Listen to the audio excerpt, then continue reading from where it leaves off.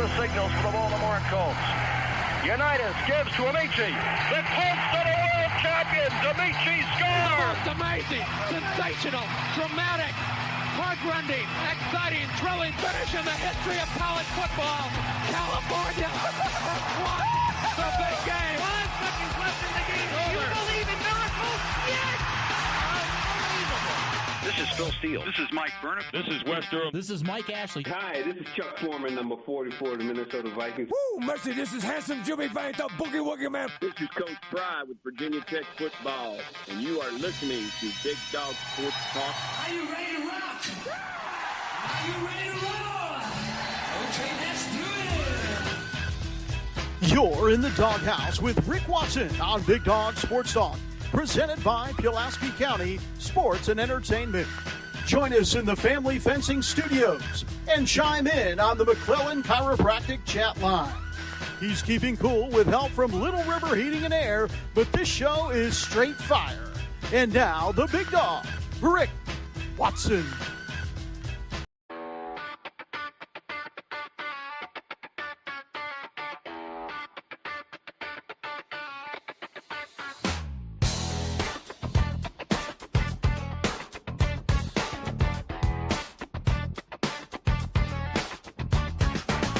Rick Watson's got the mic, he's the big dog king. Cover sports so sharp, it's a new river thing. Virginia Tech fire, rapid pride too. Every stat, every play, he's bringing it to you. He's got that voice, deep as the valley, breaking it down, no dilly, no dally. Big dog sports talk, feel the bark, feel the bite.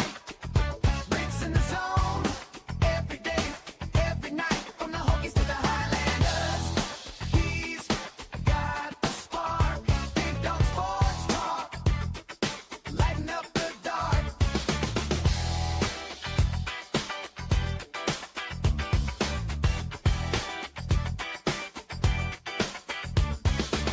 He's got the scoop, faster than a sprint. Calling plays like a coach, every word's a hint. From the courts to the fields, the stories unfold. Rick's play-by-play, worth its weight in gold. With a laugh and a growl, he'll pull you in.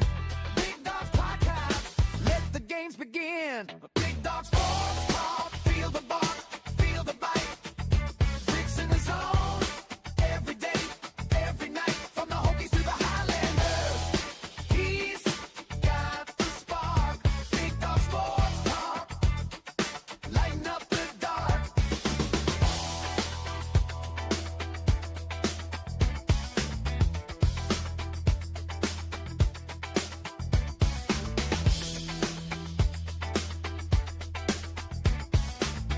Sports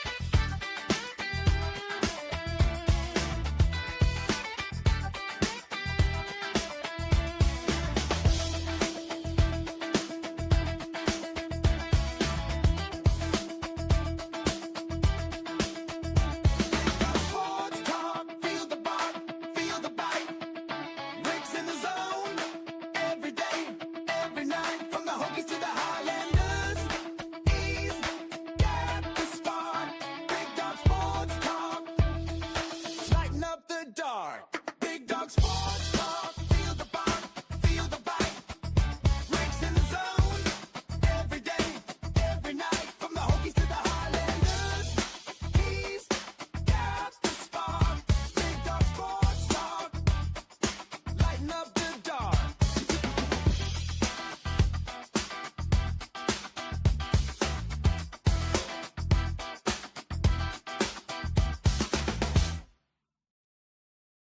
Tuesday here on the program. Welcome.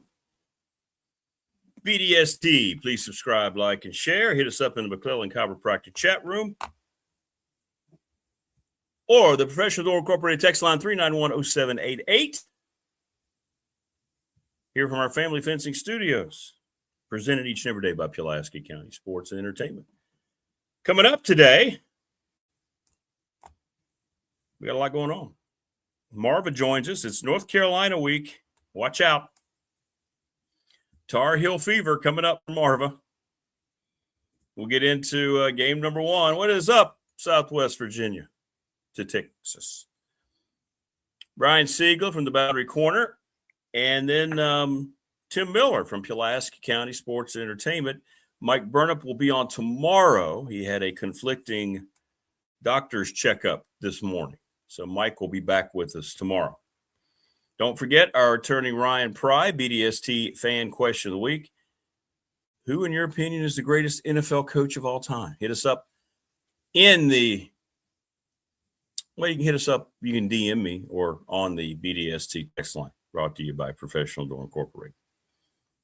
It is – let's see. Who are we here? We're at 51 degrees, so might want to call Little River Heating and Air, 1095 Radford Street, 540-553-2971. You know, it's beautiful in the day. It feels great. And you better not leave your windows up at night because you go downstairs, it might be a little chilly like I did yesterday. 62, 63 downstairs. National Bank member FDIC, the exclusive banking partner of this program and me for the last, 37 years. If you need equipment for your sports team, school group, whatever it might be, reach out to Bob Christ 11 at Gmail, the Ready Set Fund, ReadySetFund.com. Sundown Electric, you better get your electrical unit, your airing, your windows, your wiring, everything checked out through Sundown. They're the best. Smith Brothers, 5-star reviews all the way around. Give them a call today down in Elliston. Go hang out at the NRV Super Bowl, 540-382-5525. Leagues are forming. Kids League, September the 12th, those begin. Only $12. Can't beat it. Lawson's Mobile Home Supply, 300 North Franklin Street. Manufactured parts for your home. Give James a call, 540-381-8011. I mentioned Ryan Pry, Pulaski County Sports Entertainment, McClellan, and Family Fencing. Thanks to Brandon at Top Shelf Apparel, the Montgomery County Chamber. They got their golf event on the 21st coming up. And I think that's everyone. What is up, all the folks? What's up, Manos? Hey, Manos, who are you? No, what is this? This is a kind of a sports anything goes show. What's up, everyone? Maha, Mike, hello. Mike Zek. Everyone, please subscribe. We're a friendly composition here. All right, so yesterday, Virginia Tech's AD and their head football coach addressed the board and people, and they all talked about more. We need even more money. It all came out yesterday with Brian White in Lane Stadium and James Franklin as well. And it comes down to the things we've talked about. James Franklin talked about with the BOV that the potential in the football program. He says, hey, Tech's in the process of, catching up. If nothing changes, nothing will change. And here we are again, not giving any type of amount. We just have to have more.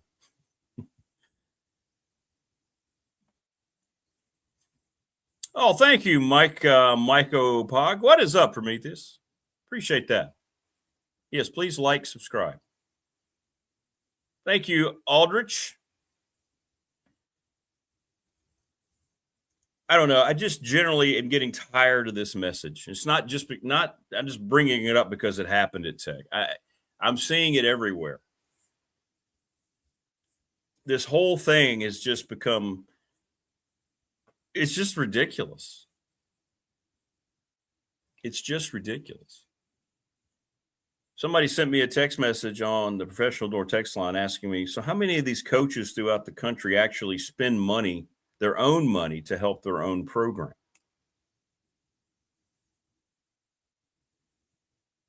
Thank you, Nick Sam. Appreciate that. I thought it was cool, yeah.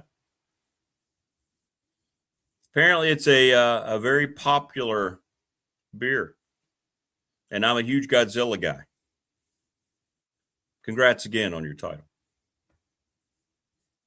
But what we're seeing is almost universally setting up scapegoating if things don't work. It's creating job security for people who are already paid way too much money. Every football coach just about at a power school is making upwards of $10 million now, most of them. James Franklin's close. I don't know what the incentives are. I'm sure it's there. And when you go to the BOV and you're talking about more money, I mean, you're asking for more money for them to approve and to fine. It's a little different than just always asking people. Again, you tell me any other business where you're going out and asking everyone else to create the money, the revenue generated to make your business succeed to this degree, instead of trying to go out and earn it. And it's mind-boggling to me. Where's the responsibility of the people that are making multi-millions of dollars to do their jobs? If you're a football coach, like James Franklin, like any coach across the country, you're making money, life-changing money almost in every paycheck as opposed to the rest of us. And you're basically putting out there, hey, I can't do my job unless we raise even more millions and millions of dollars.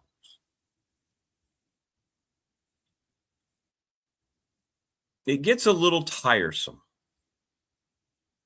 No one's denying that Virginia Tech under Whit Babcock sat around and didn't really do a whole lot and allowed things to fall into Armageddon mode. All right. That's pretty much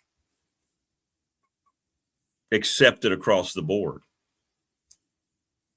But the constant ask, I mean, every time it's about Brian White asking for money, it's about things like yesterday. And I just don't know how people are receiving that message. Matthew says they're bleeding the fans dry. Tickets, fundraising, even fan apparel is getting way too expensive for the average fan. By the way, that deal is going to be extended. The negotiations are going on. They remember Brian White said he wanted to have it done last week, and now they're going to extend it out. Okay, we're going to get rid of that guy because he's an idiot. All right. And that probably means that they're not getting the value that they had perceived they would. And it tells me they're probably renegotiating with Nike. And I say that knowing that even at our level, Radford, we are a Nike school. We had to go into a renegotiation segment with Nike. At least space out the time between asks. Correct. So this is where it becomes down to what many of you have already said. I know Prometheus, you've said it, and Tebow. If they win, then people are going to be even more willing to do what they want them to do. But my Lord, does this mean that if they're not giving you an amount, right? They're not giving you a goal. So does this mean, let's say Tech, and I don't think this is going to happen, but let's say they underachieve. Let's say they go 6-6. That's not going to cut it for most Tech fans. Are we going to immediately get the excuse? What is up, Opal, First Lady of the McClellan Chiropractic Chat Room? How are you? Good to see you. We don't see you enough. I know your schedule changed, but it's nice to have you back. Does this mean at the end of the year you're going to go, hey, well, you know what? We could have won 2 or 3 more ball games, but we didn't quite get enough money. So this is on you, fans. How about you're the one making $9 million a year? Your coaching staff. Add up the coaching staff costs. Add up the cost of your roster. And it just seems like these coaches across the country are united behind the scenes trying to create this. All right, we need a little bit of luxury here. We need some luxury time. We have to scapegoat this whole thing in case we don't succeed. It's not on us. It's not on us. Knowing they have these buyouts regardless to protect them. But, I saw all the responses, and people just seem to be buying it hook, line, and sinker, man. Or many people, not all people. A lot of people are talking about this like I am today, but a lot of people are just like, "Oh, got to do more, got to do more." They're right, boy. Things are terrible. Look at them, look at them unveiling all this over here. And Penn State fans are having a field day, saying this is what we tried to warn you about, Tech fan. He was always asking for more, and more, and more. It was never enough. Is it never going to be enough? I guess that's the message across the country, not just at Tech. Is it ever going to be enough? Geese, Tech opens with VMI as 50.5-point favorites.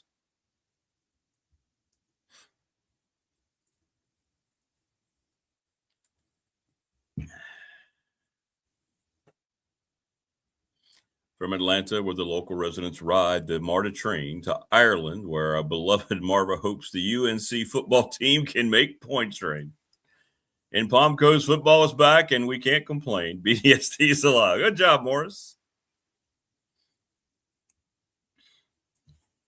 Yes, Knicks fan. It is a layup to start the James Franklin era beyond layups. Correct.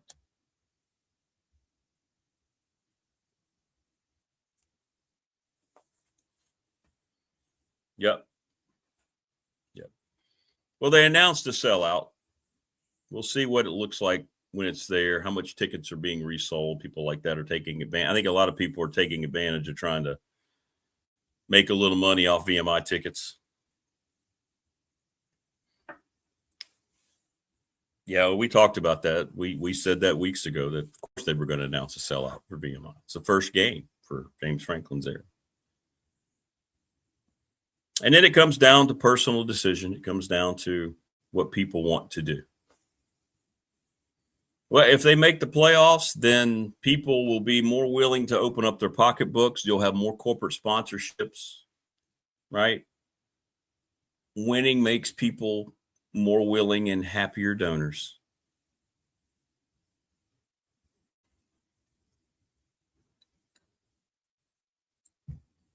No question. No question.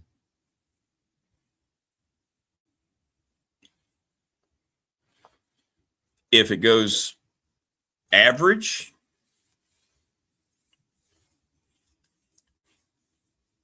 I don't think they're going to have nearly as much success that they normally would have. But we'll see. But I think, as many of you pointed out, it all comes down to the win total. What's it look like? What's it going to look like? And people are making their predictions. We'll talk to Brian Siegler about all this coming up, get his thoughts on the constant money ask.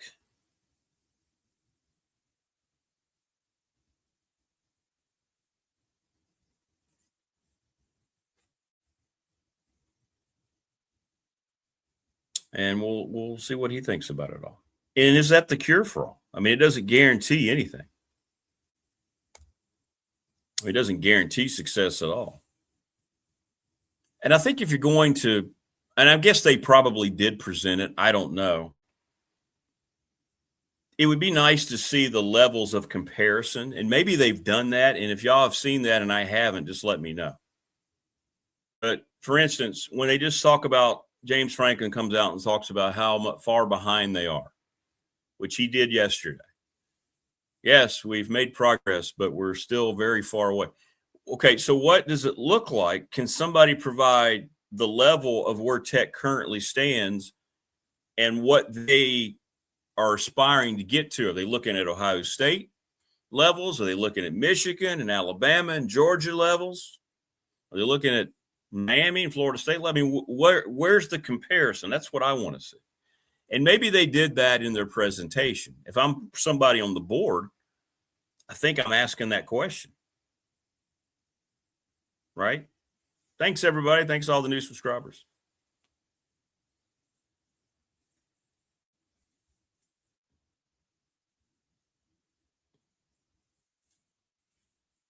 Yeah, good to be a head coach at a $10 million salary. And I think that helped people, maybe help me understand. Okay, so this is what you're looking at. Then what is the percentage of those programs that are spending the amount of money you're trying to go to that are having constant success? Yeah, Texas Tech, that's another one. SMU. Where is Tech in relation to their own conference? Is that information being provided? I have not seen it written about.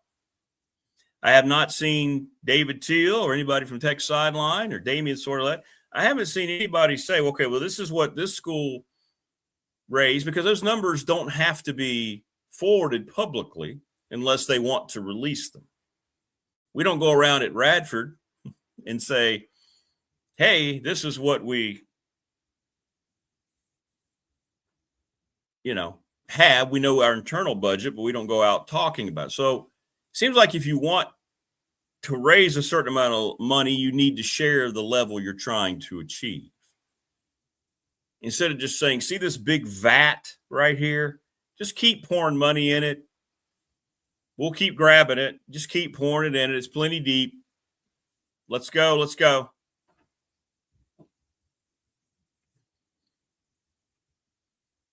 And what it is, it's the expectation. What's the one thing that's rising? The cost of the one thing that's rising? Player salaries. So without them coming out and saying it, what they're saying is we want to have more money to go out and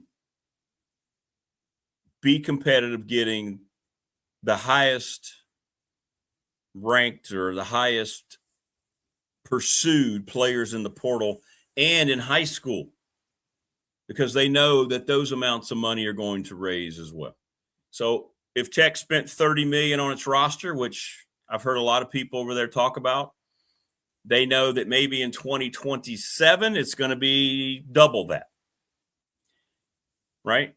We know that Texas Tech bragged about spending upwards of $50 million last year. Remember, they put that graphic out on all their socials, blatantly just saying, we got it. Come on, guys. I mean, it was honest, if nothing else.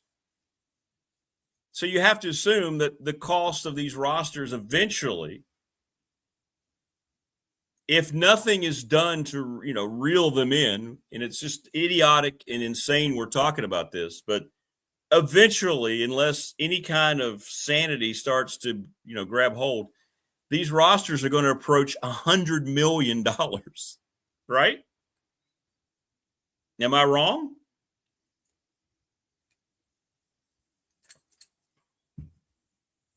In the next couple years, right?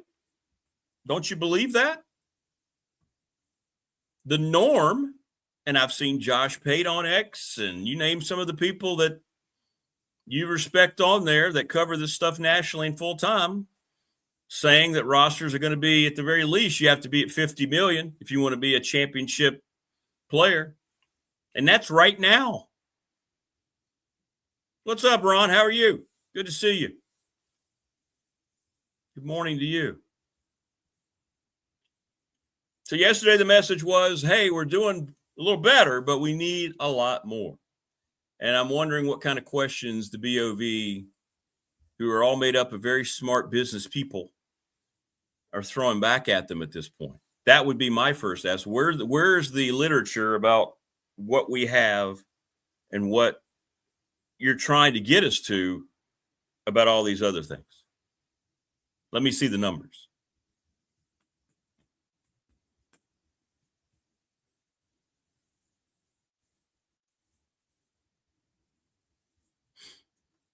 Franklin's the 10th or 11th highest paid coach. Yeah, he was going to be in the top tier. Big Al says fast approaching a breaking point. Few colleges can compete with pro payrolls. Good to see you, Ron. Hope you have a great day. Thanks for stopping in, man. Yes, Sam, I'm a huge fan of American football. No, that's not what you're asking. You're asking football.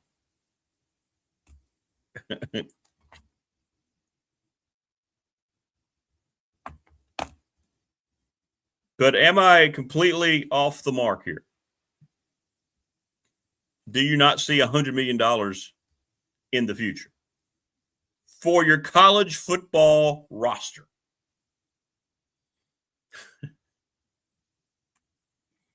With guys who are going to training camp asking to be cut, wanting to go back to school.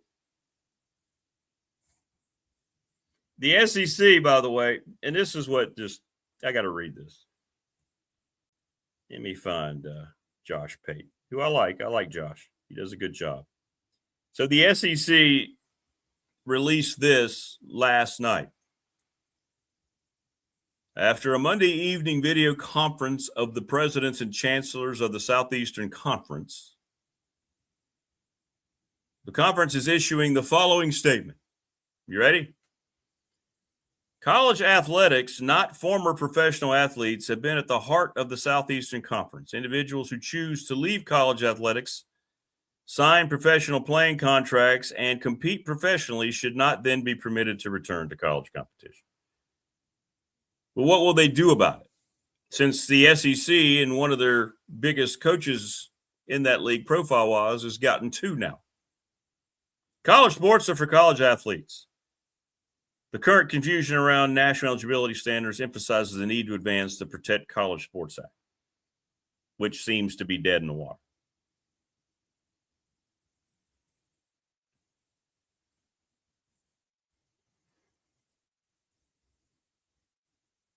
Yeah. You know what? Give me the days of money handshakes. Just give me the days where you're going out and playing a game, and then when you're putting away your gear to put it in the laundry, and you're going through your locker, you lift up the trap door of your locker, and there's a brown paper bag in there. Oh, I pine away for those days. So the SEC releases that statement. Okay, so what are you going to do? Are you going to act on it, Greg Sankey? What does that even mean? Your league right now is the highest profile league because LSU has gotten 2 NFL players.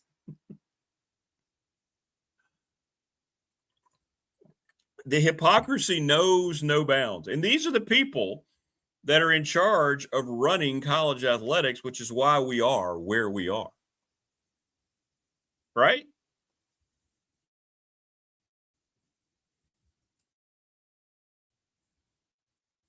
When Virginia Tech's coming forward, as they did yesterday, and constantly asking for more and more and more, they are basically admitting there's no way that anybody's going to be able to correct any of this. So we just have to keep on and keep on asking for more and more and more.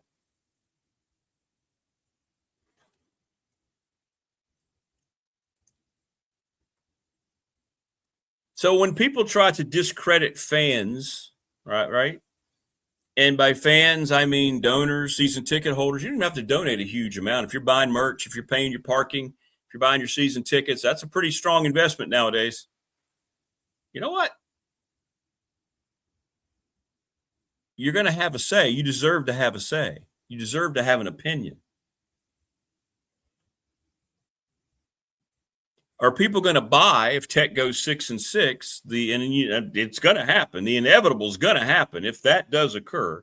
And again, I'm not predicting that. People are going to go, did you hear Rick this morning? He said Tech's only going to go 500. No. I'm saying if it does. Everything you're going to hear is, well, we got to get there. We're not ready to compete, people. We're not ready to compete. You have not stepped up. We told you we needed to get to a certain level. Well, we didn't get there. You want us to win 9 games? You want us to be part of the ACC? Where's your contributions? And that's what's going to happen if that occurs.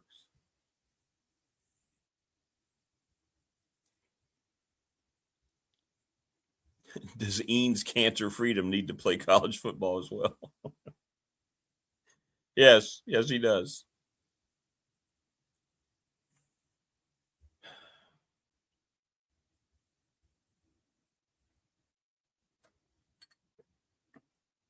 Now, let's play the other side of it a little bit here. Let's say that all this is by the board.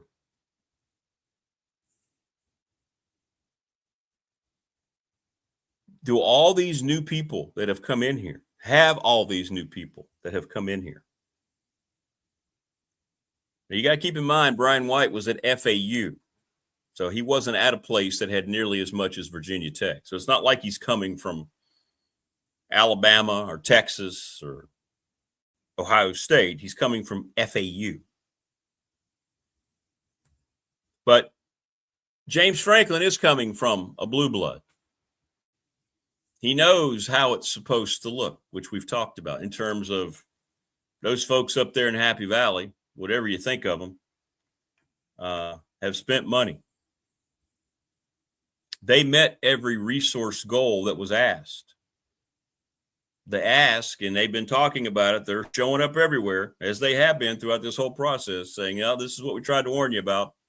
He's never going to stop. Did they walk in and just see how horrible it is? Tech had made the recognition before James Franklin got there, which was the whole thing about making it public what Whit Babcock was doing when asking for the, $240 million, whatever the hell it was.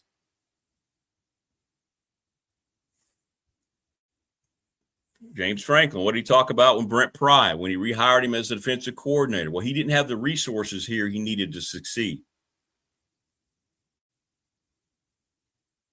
So maybe it's a little bit from column A and a little bit from column B. Maybe there was immediate recognition, right? James Franklin spent the first 3 months here talking about how bad the facilities were, deconstructing Merriman. He mentioned it throughout his speech at the chamber event back in the summer. This is what it needs to look like. You can't bring kids in here and show them this. You can't say you're at a Power 4 and look like this.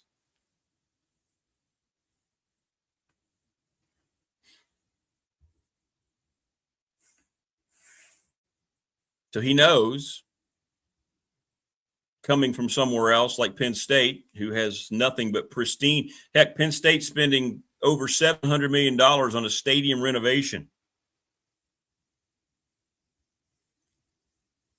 They don't have money issues at Penn State. So maybe he came in and he said, okay, from his standpoint, this is what needs to be done. But now it's everybody coming constantly, just coming at you.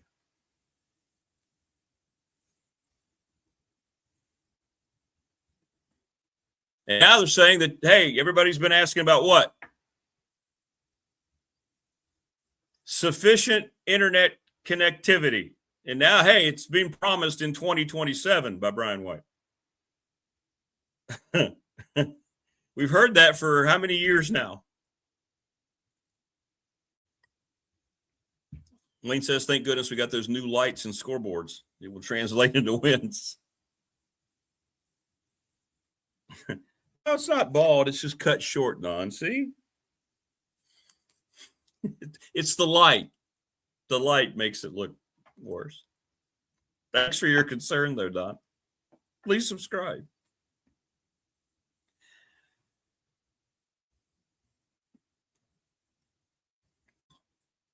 The additional money will come if Franklin Company win at least 7 games. Ron says 2027 would have a different level of excitement. Yeah, if they have a winning record, I think that's what it's going to take to keep the momentum of money raising in there. Just how much does people have to set aside? I mean, do you, as like me, as a common work person, do you have, as you're making your budget, you think about your bills, you think about payments you may owe, your mortgage. Oh, I'm going to set aside X amount of dollars for James Franklin and Virginia Tech. I mean, how many people can afford to do that at the level that they're asking? I don't, can't imagine it's the majority.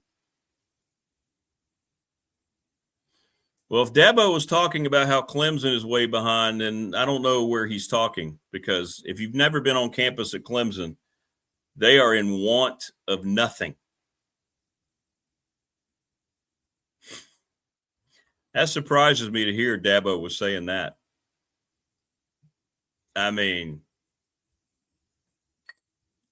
you walk around that place, you're just, the whole time, you're just like, wow. Wow.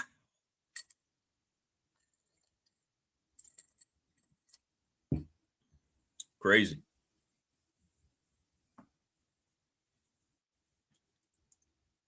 If Dabo wants to point to a problem in his program over the last few years, he's the problem.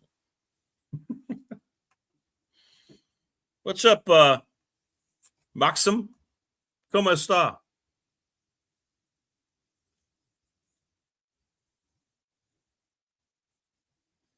All right. Dabo decided not to invest the way he needed to. It would have been a very, I think, a hot spot for portal kids with the success they had coming out of the Trevor Lawrence era, right? Big Al says Virginia Tech is an engineering school with a national reputation and had the first director of NASA when a man landed on the moon in 1969. How come Virginia Tech can't have adequate internet service in 2026? It's embarrassing. IPTE, Wade says, stands for I Pay 10 a Year, which is the historic origin of the acronym for Clemson University's primary athletic fundraising organization. Franklin was about having the biggest home on the street, not having the best possible family within the home. Well, that's probably accurate. He's not worried about relationships. He's worried about being as armed as he can to have success. And I'm not denying that he got here and found things insufficient for what he was used to. That's not what this is about. This isn't trying to defend Virginia Tech and how far they had let things go under Whit Babcock, because that clearly was the case, right? I mean, a lot of the things when they went into the hiring post Justin Fuente was, well, they didn't want to go out and spend a lot of money on the next head coach, and that's why Brent Pry, one of the reasons Brent Pry got a shot. That, and they overcorrected. Right, you look about it retrospectively. They went against the Frank Beamer, family tree and the whole way of Tech doing things. Brought in a guy from the outside, did all they could to change that, and it backfired. So then they wanted to bring in somebody who had been there at some point, even as a GA. Keep in mind, nobody else was looking at Brent Pry as a head coach. So nobody's sitting here defending where Tech failed, because they did. They did. But I believe what this is, without them saying it, because nobody wants to talk about it. I think if you were more open about it, you have to act in the environment for which the atmosphere is set. So right now, the atmosphere in college athletics is there's no rules. Clearly, we see that every day with this embarrassment of these guys going to training camps and coming back trying to go to school to play football. They're not going to school. They're playing football.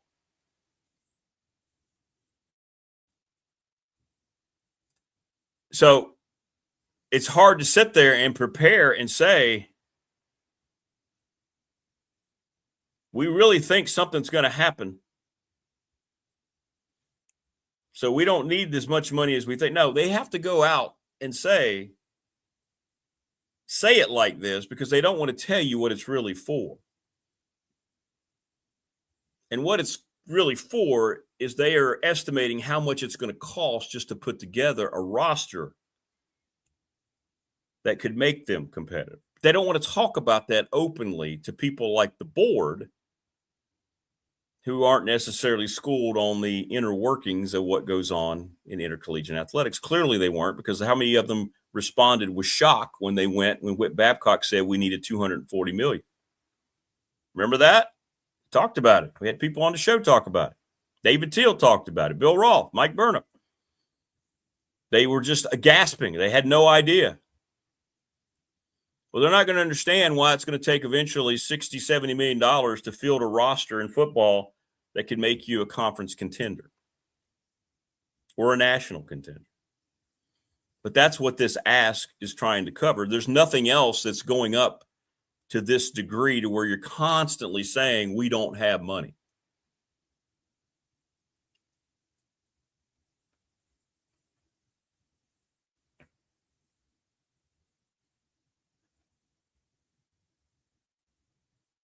You think about it.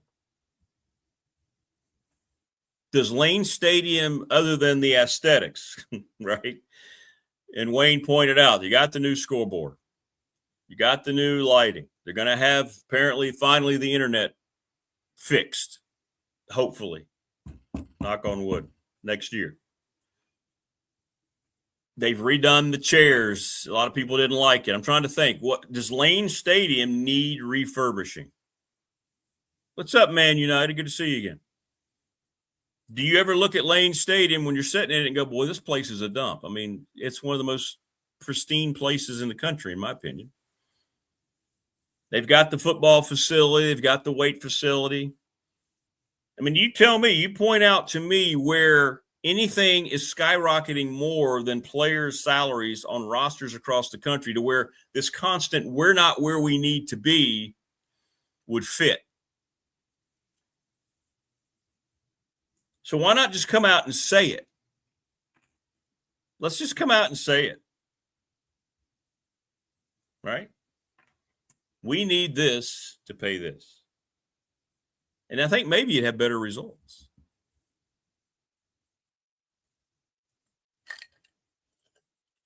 Well, that's what they're counting on, Prometheus. The common belief that you just posted. I personally don't care about all that stuff. I just want to win. What does winning look like? Is it winning conference championships? Is a certain amount of games going to win? That's not really defined either. Is 9-3 but not playing in the ACC title game enough? How much do the fans who just want to win, how much are they contributing? Or are they just invested as fans because that's their team, that's their school? And that's what they're counting on. Do you demand a championship? Does Virginia Tech demand a championship? Do their fans demand a championship, or do they just want 9 games?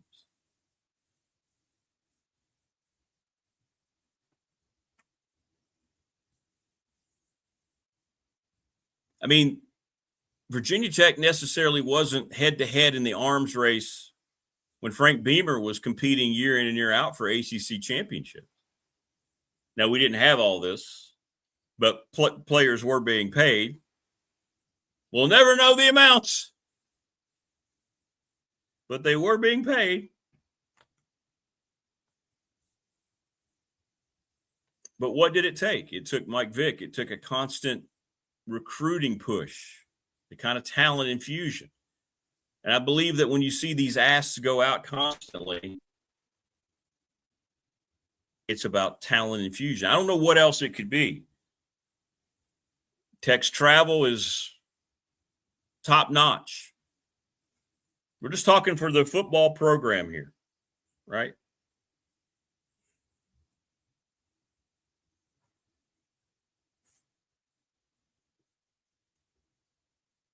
Wayne says, we are really close, just need X, which is this amount. Yeah, we're really close. We just need how much more? Yeah, I don't know what that means, Man United. You made the edit. I don't know what that means. Marva joins us here. She says she's running a little bit late. It is picture day. Okay. All right, Marva, we're with you. No worries.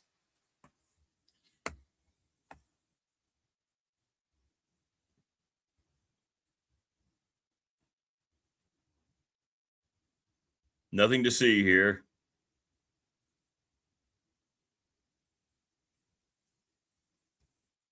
Lane Kiffin basically yesterday, by the way, since the SEC was putting up their comments last night, he basically got up and said, you know what? My job is to assemble the best job at LSU, the best roster I can at LSU. I'm exposing a flawed system. I'm just doing what I'm doing within the rules.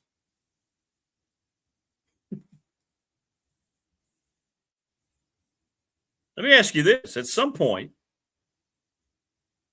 when do all of the rich donors, the millionaire donors, when do they say enough's enough? They didn't become millionaires and become wealthy because they were just throwing money into a bottomless money pit. They're going to want to see a plan and see something.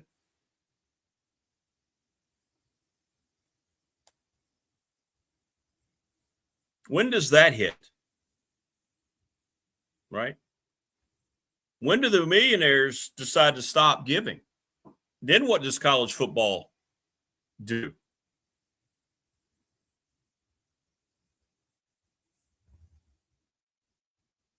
Well, I don't recall requesting a Kevin De Bruyne edit, but okay. Wait till Marva has to take the pet iguana with her.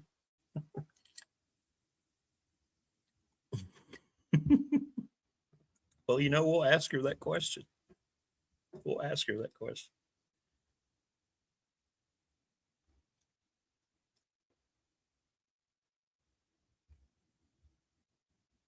Well, we'll see. We'll see what happens. We'll see what kind of updates we get. We'll see if yesterday's presentations, we'll see how that's shaping up for people.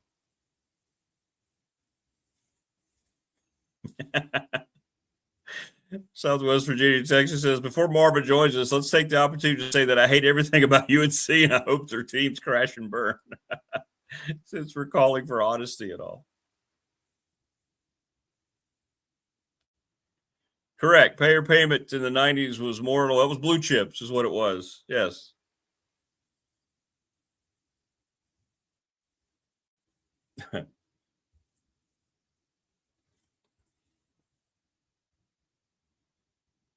Oh, okay, I got you. I will check it out, Man United.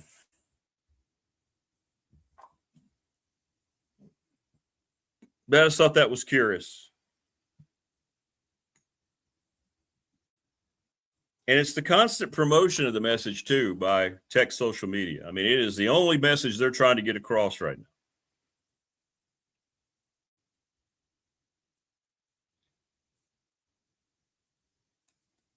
Franklin's last words were, if nothing changes, nothing will change.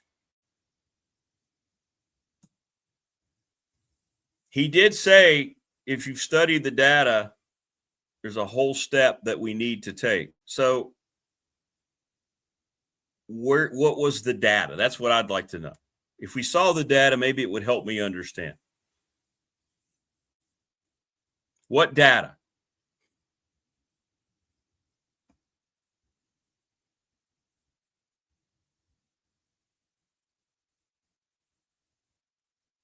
Like, what's the data? Were there numbers provided with the data? That was his exact statement. I just looked up to make sure I got it right. So did anyone ask for the data? Did someone say, okay, what's that data, Coach? Marva, I sent it to both email addresses. All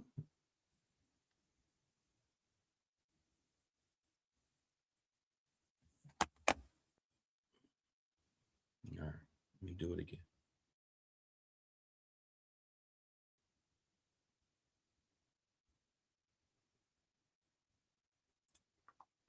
All right.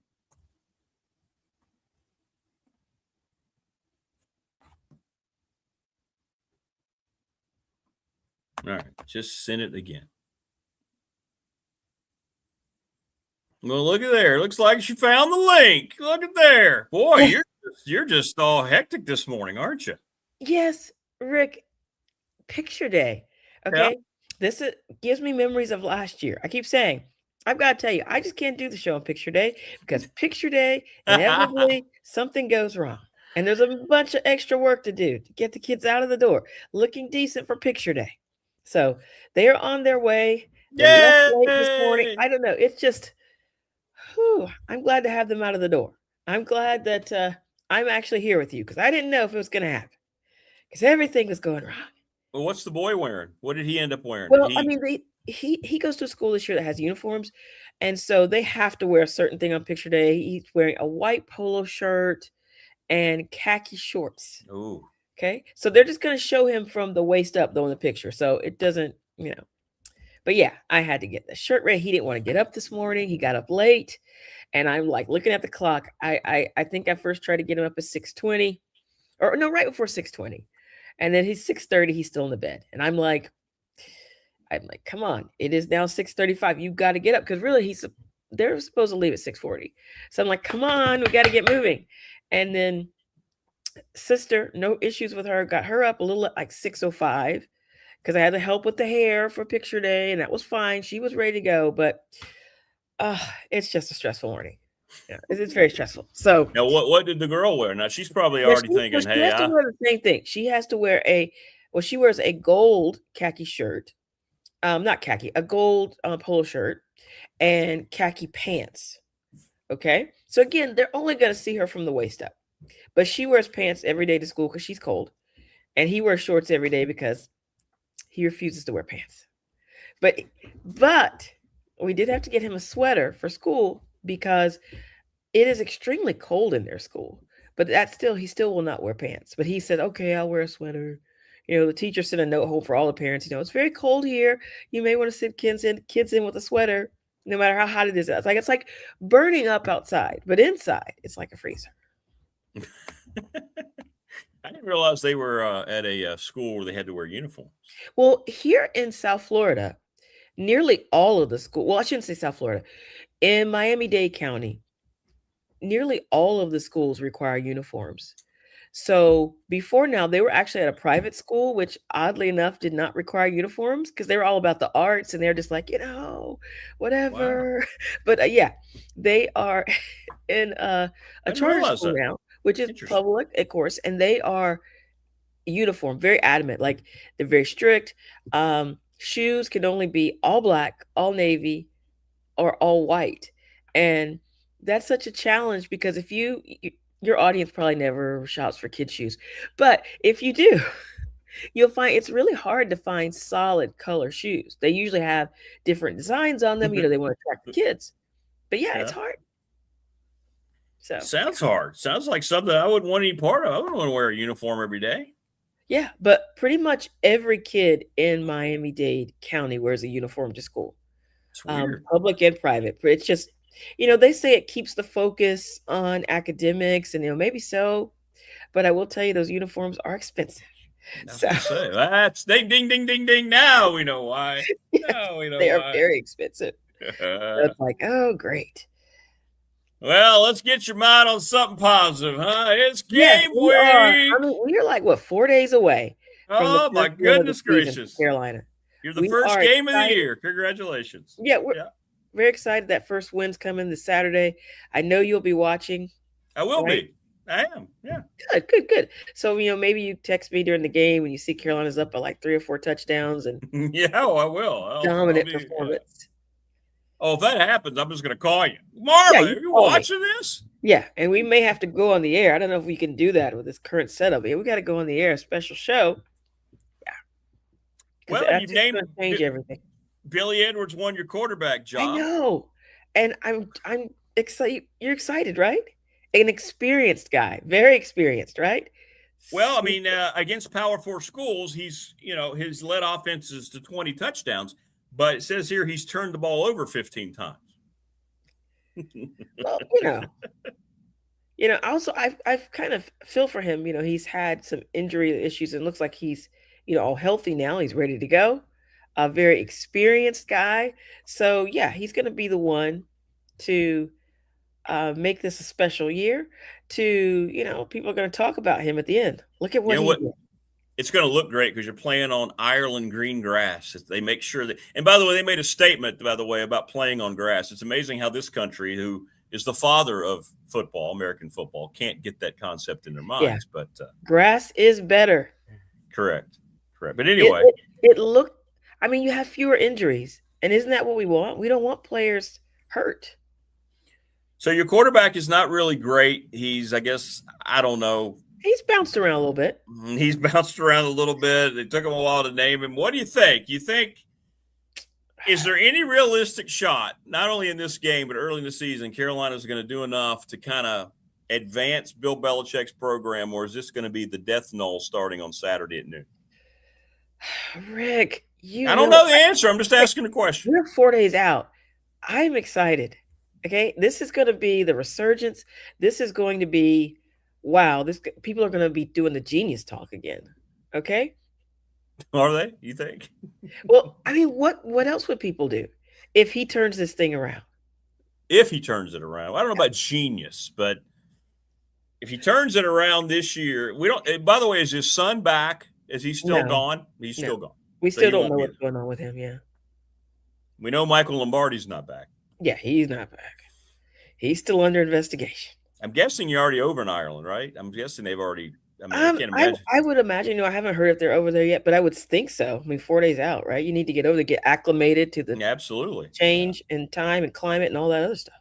I would think so. Yeah, I would think they're probably already. And you would want this to be part of. You go to college. I know it sounds sacrilegious now, but the educational part of college, right? Yeah. This would be a great way for guys to, see a new culture.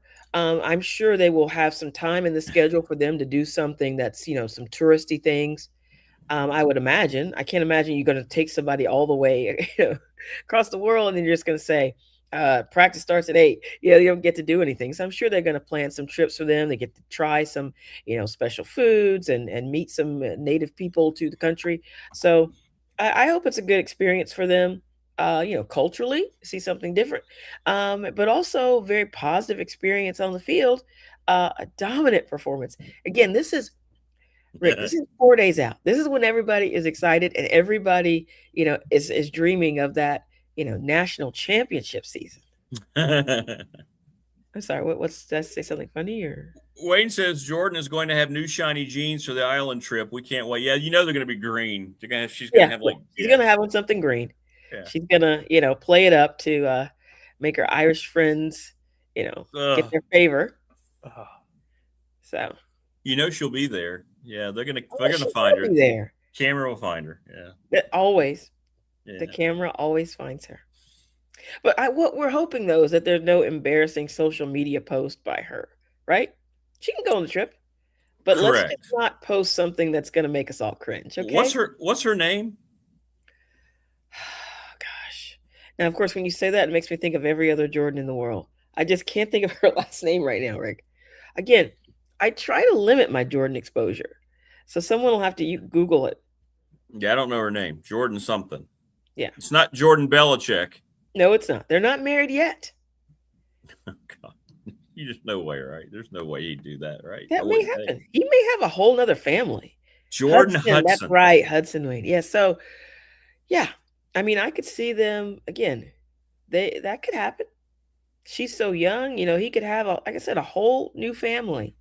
I wonder if she's even on X.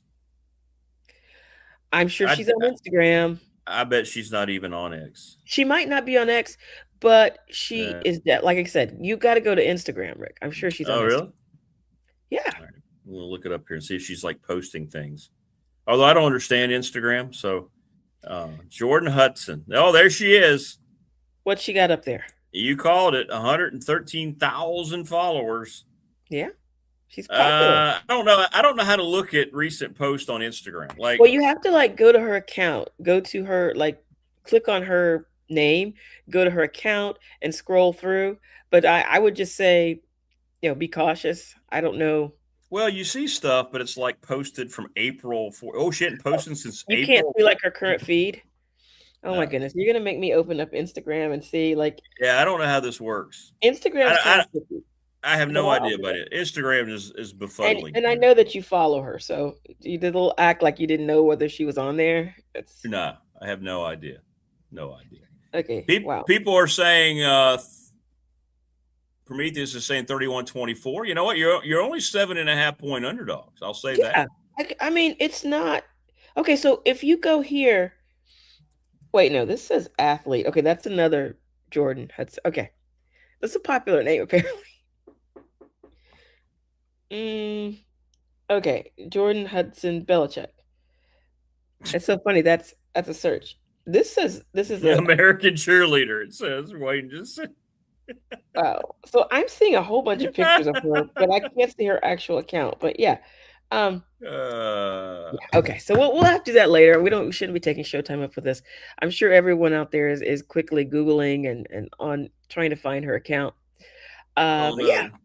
Tebow says TCU is busting out alternate unis. Oh my God. This is going to be terrible. Let's see but that's bad.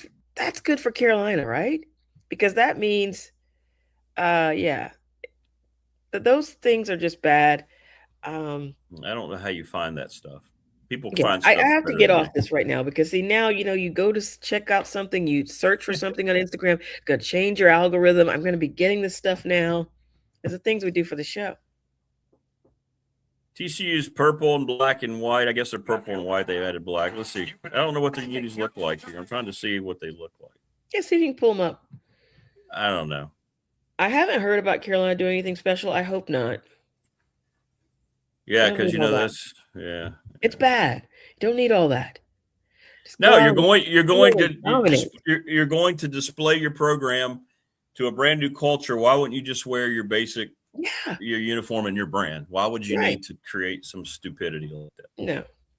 But where'd you see them, Tebow? I don't see the about unis. Selling jerseys. Partly about selling jerseys. So let's see. TCU uniforms for Ireland game. I haven't found them. I don't know. I don't know how people find this stuff. You need an assistant. Yeah, I do need an assistant. While you're talking, your assistant can be over in the corner. I know. Yeah, I don't know how to find it. Yeah. Okay. I don't see it. Later. Tebow said he saw them. Okay. But I haven't seen them. Did they look good? All right, so they look good or not? Let me ask you this. If they lose the game, okay, let's go with Prometheus' score. Let's say it's 31-24. Okay. I mean, how do you come out of that? Last year they beat you by what, 34? Rick, there are no moral victories here. Okay? I like it. It's got to be a win or nothing, right? I don't care. If they lose by a last second field goal, it's still a loss. It goes in that L column. Those aren't bad. Okay. At least they stay. That's not bad. Can you see that? Yeah, that doesn't look bad at all. I don't like the monochrome. They shouldn't be wearing black on black. It should be like a white pant. But that's not bad. Okay. No, that's okay. Oh my goodness, Rick, you're making me have to admit that their uniforms aren't bad. Yeah, that wasn't bad, was it? No, it wasn't. It wasn't bad. I was hoping for something hideous. That's not bad. No, I don't like monochrome. Always looks bad, but it looks like they got the old Bruin stripes there. That's okay. They got them, Tebow. Thanks, man. Yeah, you're right. That's not bad. That's not bad. At least it doesn't alter what their colors are. Right. You still know who they are. It's so weird when once the game started, clicking around on a Saturday, and you look up and you're like, who's that playing? Because it's so different from the school's regular colors. That's always strange. So if you guys improve and you look like an actual football team and you hang in there, and let's say they win 31-24, but it's tied and TCU scores late, I kind of think Prometheus' score prediction is going to be kind of the game it is. Okay. You wouldn't walk away from that. I know you wouldn't be happy they didn't get the win. But I mean, I'd say at least they showed up because we know last season there were several games. They didn't show up. They didn't show up, and it was so embarrassing. It was embarrassing by the second quarter, So I'm hoping that there will be no losses like that because, I mean, that's just demoralizing. And, you know me, I'm true blue, Rick, but there were times I know I just had to, I said, I can't watch this anymore because I tape all the games, but there are sometimes I said, I can't watch this anymore. I'll come back later and check out. I get it. Because there are some of them that were that bad. You could just go, we're down by 3 touchdowns. I'm going to do some yard work. I'm going to go do some iguana hunting, then I'll come back. Oh, or there's been Tegu. a Tegu Tegu. sighting. A Tegu sighting. Tegu, And is I he will show back? you a picture. I don't know Henry's if you can back? show it. Yes. And I took a video of him, and then I got a Yay! screenshot of the video because I think he was yawning, and I do think it's a male now. I've done a little more research. I do think it's a male. He was yawning, and I did a screen grab of the yawn, and it looks kind of Yay, all terrifying. I'm right. going to send it to you. Maybe you can share it with everyone. But yeah, I stood there and watched for way too long. I'm so glad he's that- back. That's great. Is it really? But yeah, I just sent you. So take a look. That's him opening his mouth really wide when you get that in. Okay. And this kind of like jowl area there, that's what Whoa! told me that is a male. They said the males have a really big. Is that him? jowl. Like Yeah. you took that. Yeah. I mean, that's zoomed in. That's zoomed in with him. That's opening his got mouth. Godzilla vibes to it. I'm digging Yeah. that. Look at that. Well, yeah, I think that one of those animals with that really wide, that jaw joint, so they can open their mouth up super wide. Just think But when yeah. that guy's walking around in your house. That's not going to happen. But yeah, I mean, and again, I am against calling Florida Fish and Wildlife, as long as he stays in the back, right? There If he I is. ever saw that thing in the front yard, then yes, I would have to make the call because that's a little bit too close. But as long as in the back, whatever. I it's fine. like that. That's wow. That dude, Yeah. he looks pretty large. Yeah, he is. And there's a video of a lady at a zoo. Like if you Google Tegu videos, there's a lady at a zoo who is holding a big male like that. And she's just like rubbing his back. And I'm like, If oh, I- look, he's gentle. And of course, my husband says, oh, I'm sure he's been tranquilized. But yeah, If I- she's just holding him like a puppy If or, I a kitten Google, or something. if I Google Tegu videos, yeah, I haven't really done that. Maybe I should start doing that. Yeah. Well, Sitting around at work, sitting around at work at lunchtime. You know what? I want to watch some Tegu videos. You know what? I'll send you some. I should have sent these to you already. You could share them. Now he's impressive. He's a big boy. They're He's a big not boy. trying to get you in their mouth, Wayne. Yeah, I think they are. Again, they don't eat people, but they can be Brontosaurus. aggressive if they feel like you're cornering them. Yeah. Ooh, what if you Not see? Godzilla. What if he blows fire? Oh my gosh, that would be really Pretty cool. sure they don't do that. A But he does Brontosaurus, Brian says. They do have a powerful tail, which they can whip around, like if they're feeling like you are getting too close. There's also, I found a video of one of them attacking a dog. I guess the dog got too close. So I'm keeping my distance. Like I never go outside when I see it. I stay inside. That picture was taken through a door. Wow. That's pretty. Okay. Well, keep that guy out of your house, Marvin. You better not get a small kitten. He can't come in. He can't come in. He's not like one of the little lizards that come in. I mean, there was one of those this week, which my husband, I called him very calmly. He got like a plastic, I don't know if it's like a little butter container or something that was empty. We just had on the counter and he put it up against the wall and then slid the lid in and took him outside. Yeah. That's all you do, Rick. He's just going to make his way back. I don't know. Yeah. They say they come in. I don't know why they come in. It's just like I said, it's just like spiders, I guess, in other areas of the country. The little tiny ones, they come in. They're like this. Oh, okay. Oh, okay. So they're not, no one gets scared. It's just like, but please, I do want them out. But, Are you going to take the Tegu to the new Godzilla movie in November? He might enjoy that. I had not even heard there was a new Godzilla movie. Oh, yeah. It's the Japanese folks that made the great Godzilla -0. This is Godzilla -1. Oh, so you're going to go see that? Yeah, I'm going to go see You and that. the missus are going, or is that? No, I'll go see that one. Okay. And you will take her? Yeah.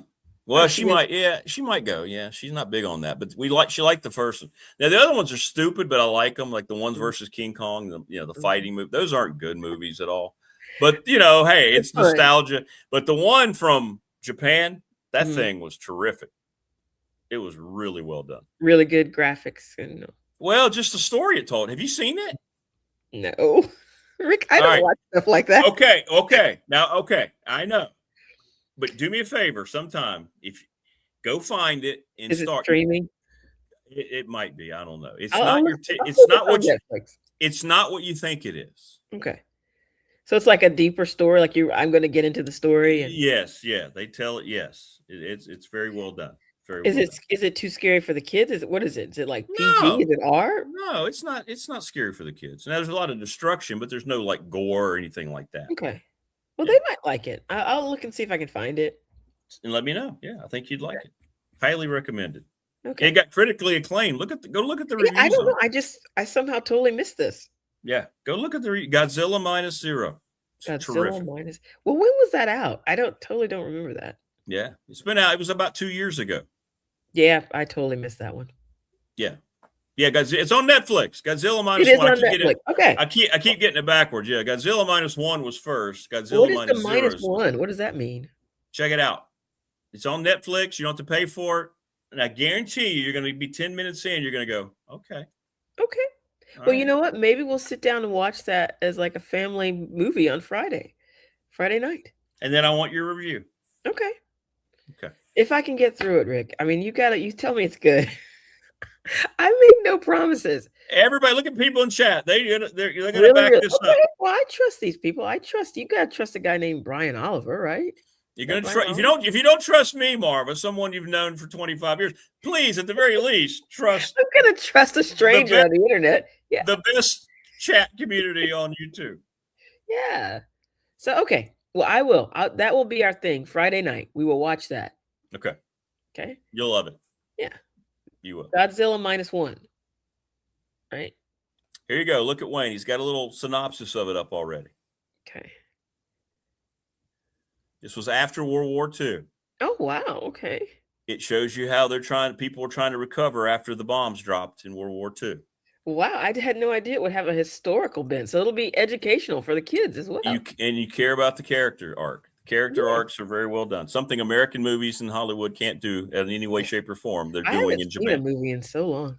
Well, you're not missing anything. Okay. Well, sometimes I had like plans to take the kids. Oh, I did want to see Toy Story 5. I heard that was good. Really? I heard that was good. I do like the Toy Story Okay. movies. But yeah, Well, okay. you enjoy that. Let me know how that goes. Okay. It's a true story. Okay. Check it out. Okay. I will definitely check it out. Well, it's not. I don't know if it's a true story. I don't know if Godzilla was actually running around So Godzilla post World War II. Yeah. Godzilla is a mythical beast? Yeah. Oh my goodness. You guys totally are ruining it for me. Yeah, I thought this was a documentary or something. Oh my goodness. No, it's a movie. It's a good movie. It's just all right. Give me your final score prediction for the Heels and the Horned Froggies. Okay. Remember, they beat you by 34 last year. I'm gonna say in Carolina. Carolina's gonna win 36-12. 36-12. Okay. I kind of like Prometheus' score. I think TCU is going to win, but I think like 31-24. I like that. I think that's about right. Something like that. That's not what I'm hearing, though. I think that's not what I'm hearing, but we'll see. I think that's a good score. I'm going to steal Prometheus' score. Yeah. All right. Well, listen, I hope, let me know how picture day goes. And watch out for, what? I got to share one thing before we go, because I want to know if this is happening other places around the country. At this school, you have to order the pictures beforehand, before you see them. I don't like that. At my kid's old school, you got the proof and you could decide if you want to order it or not. That's the way Here, it was. You have to order before. And so I told both of them, none of these weird smiles. You better look nice. You better not play around. You got to take this seriously, because I've already spent $100. Okay. I don't like that. Yeah. I don't want to be prematurely buying pictures that I'm not sure. But that's what they require. You have to. Yeah. That's not nice. I think that's just again, it's all this money grab, Rick, because no, it's all about, if the picture is too weird, you're just going to say, I'm not going to buy that. I know. Yeah, I don't want anything to do with, I want to see, show me the proof. Why, they won't even show you the proof. You got to buy the picture. You have to buy them. Like today's picture day, I had to buy it by a certain time this morning, or just don't get one. But what if the one you buy and what if it's some goofy expression and you're like stuck with it? I mean, I'm hoping it'll at least be funny and we could laugh about it. So 36-12, really? That's the score you're going with? Yeah. I'm hearing that from a lot of people. It's not just me, Rick. You are. You're hearing it from a lot of people. Google it, see what people are saying. All right. Well, good luck with that, Marv. I don't think that's going to be the score, but I'm going to go. You're thinking they might score 45 or something. Yeah, I'm sure that'll happen. I just know that whatever happens, that at some point Jordan's going to drag me off into the flower bin somewhere over here in Ireland.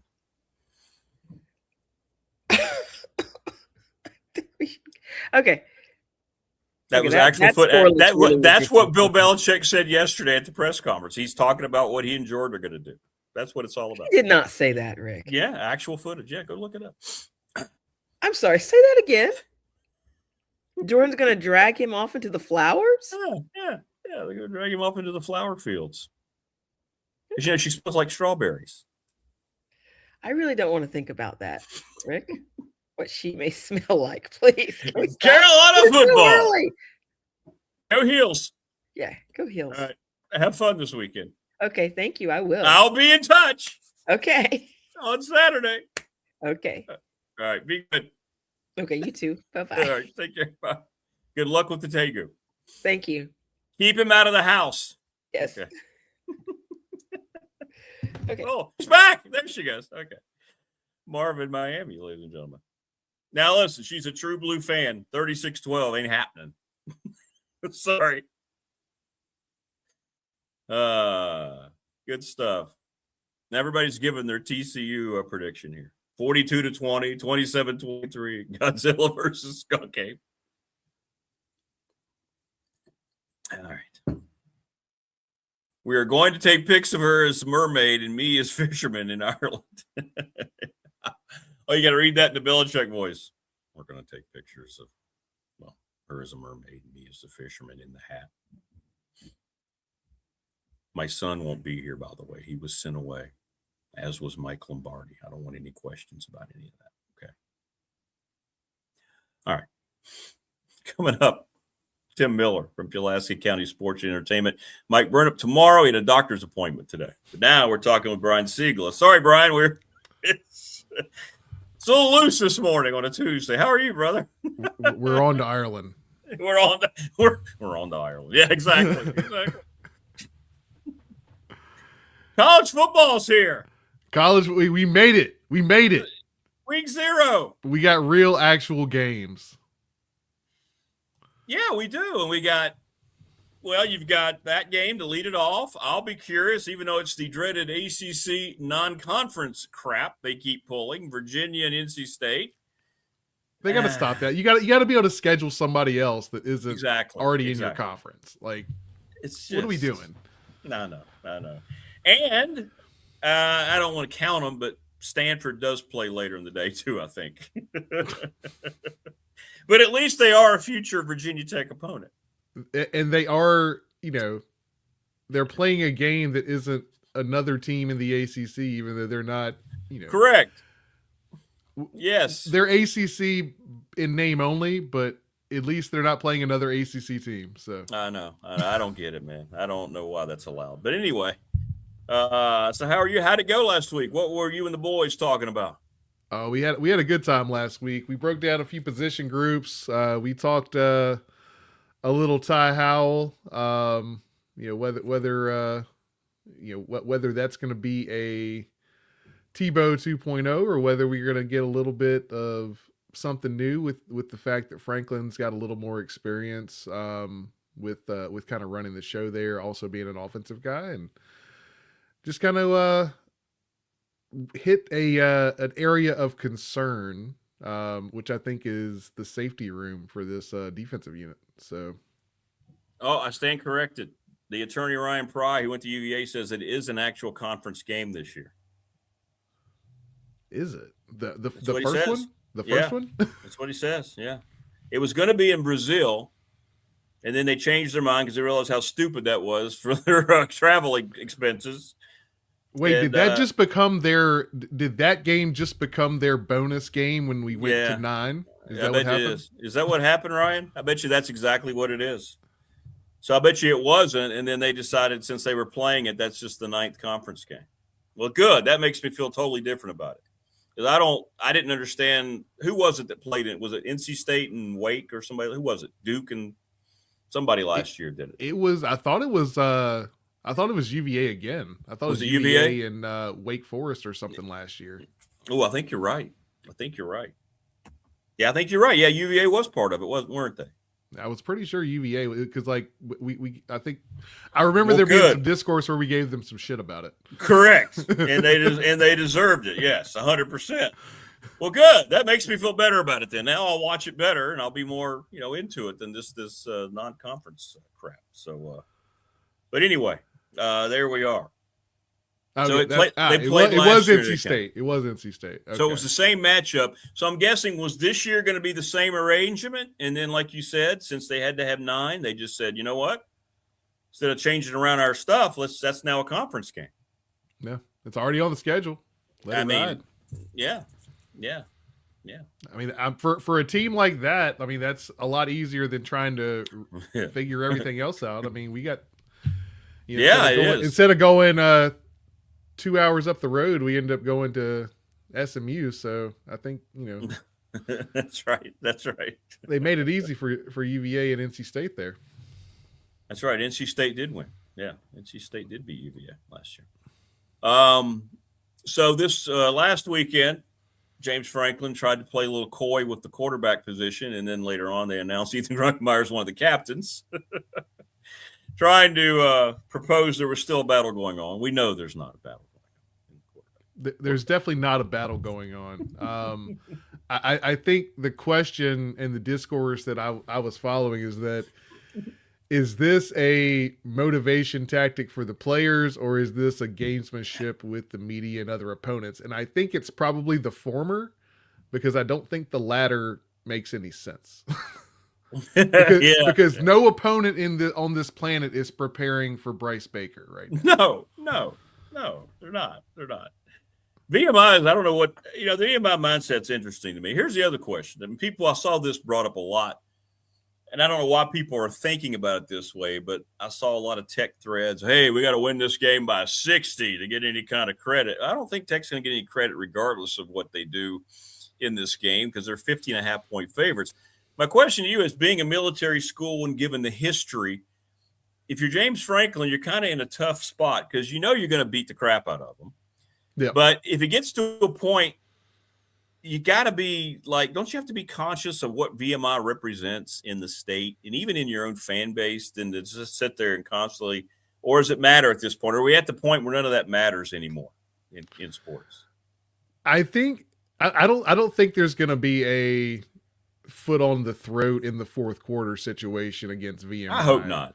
But at the same time, I don't think that there's going to be any holdback at any point in the first half. I think you're gonna get everything you want from Virginia Tech in the first half, and then they'll put in the second and third stringers and get some extra time, and they're not gonna call a bunch of money shots, but they're also not gonna tell those guys to check up or anything like that once they're in the game.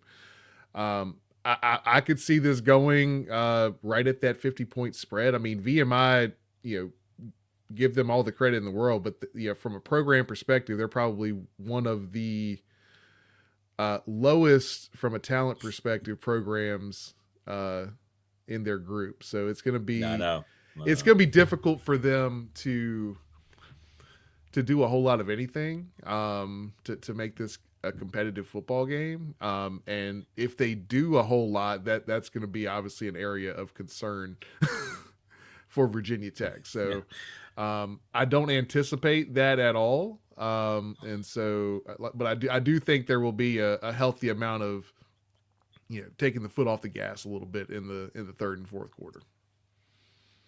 To your point, I don't think you're not getting style points in this game. So I don't think putting a 70 burger on the scoreboard is going to, change the trajectory of this season for the Hokies. Yeah, might be counterproductive. Like if you put up 70, people are going to be like, yeah, that was kind of unnecessary. That's not a great look against. Come on. Because like you said, not only is the talent level bad, they have a brand new coaching staff trying to implement a brand new system because everybody, their former coach is now on Franklin's staff. So there you go. But they should be able to run and dictate everything. in this game. Yeah. So yeah. And I imagine it, like, as you get deeper in that game, you're going to see a whole lot of that, second, third, fourth running back, second and third offensive line in there, just seeing what they can do, getting some extra reps. I think those are, you feel good about your running back depth, but you always want to have, one or two more that you can potentially count on, because that's a position where a body or two goes down every year, even if it's only for a game. Offensive line, same story. You're going to, you got your probably 7 or 8 that you know you can count on at this point, but you want to kind of start working some of those younger guys in there. Your Tommy Wilders, a couple of those other true freshmen that are coming in, enrolled early and all that. So this is your opportunity to do that, especially now where, games and snaps don't matter for true freshmen. It's 5 for 5. And if you got an opportunity to get guys out there and get them some experience, you're going to take full advantage of that. Agreed. And I agree with Prometheus. Get out of the game. No major injuries. Let's do what we need to do. Get Ethan Grunkenmeyer and those tight ends going. Let's get a look.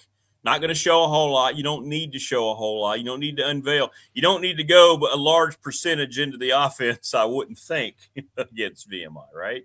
Yeah. I wouldn't think. And in theory, I mean, we shouldn't see a large percentage of the offense until at least Maryland, maybe Pitt. Yeah, that's right. Exactly. Like we should be able to base plus a few specific plays for that particular defense for most of that month, and then once we get to the end of September, we can start open up the playbook a little bit, give some extra looks, do those some of those counter calls off of those looks we've already put on film. It's like, okay, well, you've seen this, we're gonna give you this formation. We're going to run something a little different, or we're going to add this little wrinkle to it, and make things a little more difficult for the defense at that point. Yeah, the injury thing's the thing. If you could win the game 56-0, and if Ethan Grunkenmeyer or Jeffrey Overton, or if Reynolds, somebody like that, is lost for the year or an extended period of time, you lost the game. At that point, you've lost because, So, keep them all healthy and or get your work done. Defensive lineman. I mean, as good as that position is, I feel linebacker, like you're 1 or 2 injuries away from that being a problem. I think cornerback's probably the only position group where we could go down a man or two and still feel decent about what we could put out there at this point, which is wild to say because we could definitely not say that last year. They really did a whole lot of work in that cornerback room this offseason. So, it's going to be one of those games where health is just as important as what's on the scoreboard. Now, if you want to throw any angle at this for Tech, and I wanted to get your take on this, it is going to be interesting because it's going to be the only team they face with this triple option look. They're going completely what you would expect out of an armed forces school, right? What we see at Air Force and Army and Navy, although they've opened it up a little bit, especially at Navy and Army. But this is going to be, let's run that football. Let's get the old option going here. And it's something that Bud Foster, with all of his great success, used to have a little problem with out of Georgia Tech, right? When they would run that, he used to talk about it all the time, Paul Johnson and so forth. So I'll be interested to see how Tech comes through in that regard. And then getting away from that, knowing that they get a more normal-looking offense the next week against ODU under Ricky Ronnie. Yeah, I think it's going to be interesting. Power 4 level talent running that offense is a little different than what VMI is going to be able to put out there. Just on offensive line talent alone. Right. Not to mention when you get to the speed of the skill positions, but just on the offensive line, like it'll definitely be different. I think I don't think we should have any problems like giving them some difficulty up front. The fact that it's basically going to be, if you're doing well, if you're able to stop the dive consistently, then you should be okay. If they're getting, 2-3 yards a pop on the dive, that's going to be a problem. If you can clog up the middle, and consistently, keep them 2 or fewer yards on that dive, then that really kind of closes off everything else you can do off of that. And it puts you in a situation where they're going to have to throw the football on third down, which is not what they want to do. So that's the game plan. We'll see what Brent Pry comes up with to kind of stop this, but I don't think there should be too many issues, but it's certainly one of those funky things where you gotta be very assignment minded. You do. Because absolutely, it's more of, because there's guys everywhere. A missed assignment is usually a big play, not just a first down. Feels like they can force some turnovers. Feels like in the return game they might be able to do a couple of things. It just feels like there's just so many advantages, just from sheer talent perspective alone in a game like this. So we'll see. All right. So yesterday, Brian White continues the more money. Here you go. We still need it. James Franklin got involved. Do you think most of this, my opinion is most of this, they don't come out and say it, but this is centered around what they're anticipating future rosters are going to cost? Because I don't know anything else that's rising in college athletics like the revenue share and pay for play. It's got to be for that, right? You're talking about doing as a stadium. There's no announced renovations there. He's already got the Merriman project going. Recruiting budgets, I know, have to be kept up. But doesn't it feel like if you're constantly going out and saying, like Franklin said, we've made progress, but we've done our research. Okay, where's the research? Show us what you're talking about. And if you're not, I'm going to assume you mean for future player salaries, right? I don't know what else it could be at this point. Yeah, and I think that's just down to the roster gap from where the highest NIL is. And I know we'll probably never get to that, but that's north of like the 50 million now, right? So at least, yeah. If not higher. So I believe we're like just below 30 or right at 30, if I'm not mistaken. Yep, that's right.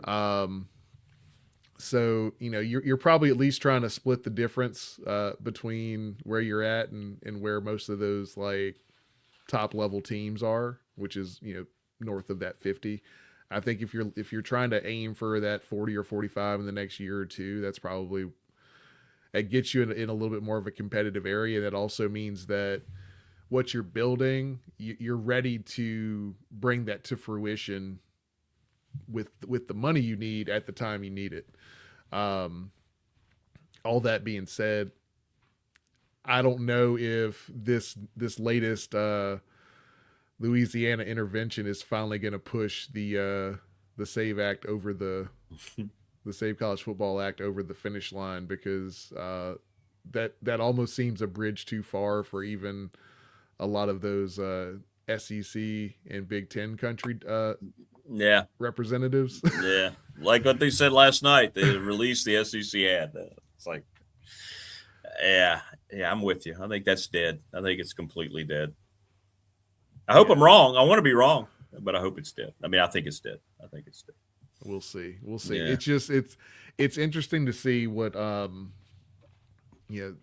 came out, and whether or not that impacts the trajectory of what we will need from a financial standpoint. I mean, we're still going to have a target that we're aiming for from a roster standpoint, but at least we'll know what the target is, and we'll know that in theory the other teams can't go above that.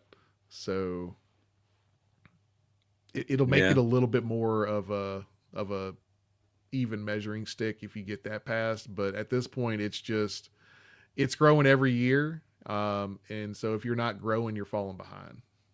Well, and that's the key, what you said. If there's anything going to come out of this, and let's say that act does pass, the cap is going to be the thing. That's what I want to see. There's got to be something to control this. Common sense, or at some point, the rich folks are just going to say, we don't have it and we're not doing it anymore too, right? Because they're rich for a reason. They're not just throwing money into a cavern.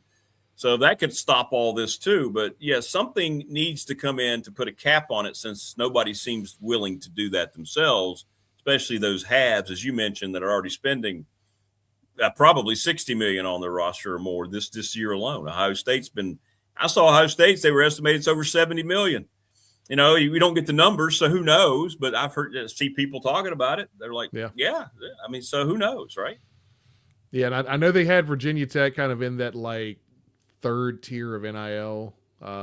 It was like the very elite. It was like a handful of programs, and there was like the second tier, which was like half the SEC and a couple other Big Ten teams, and one or two others, and then like Virginia Tech was firmly in that the best of the rest. The best of the rest. That designation. Yeah, that designation. Yeah, I don't know. I think that's what it all has to do with, though. But we'll see. We'll see what the future looks like.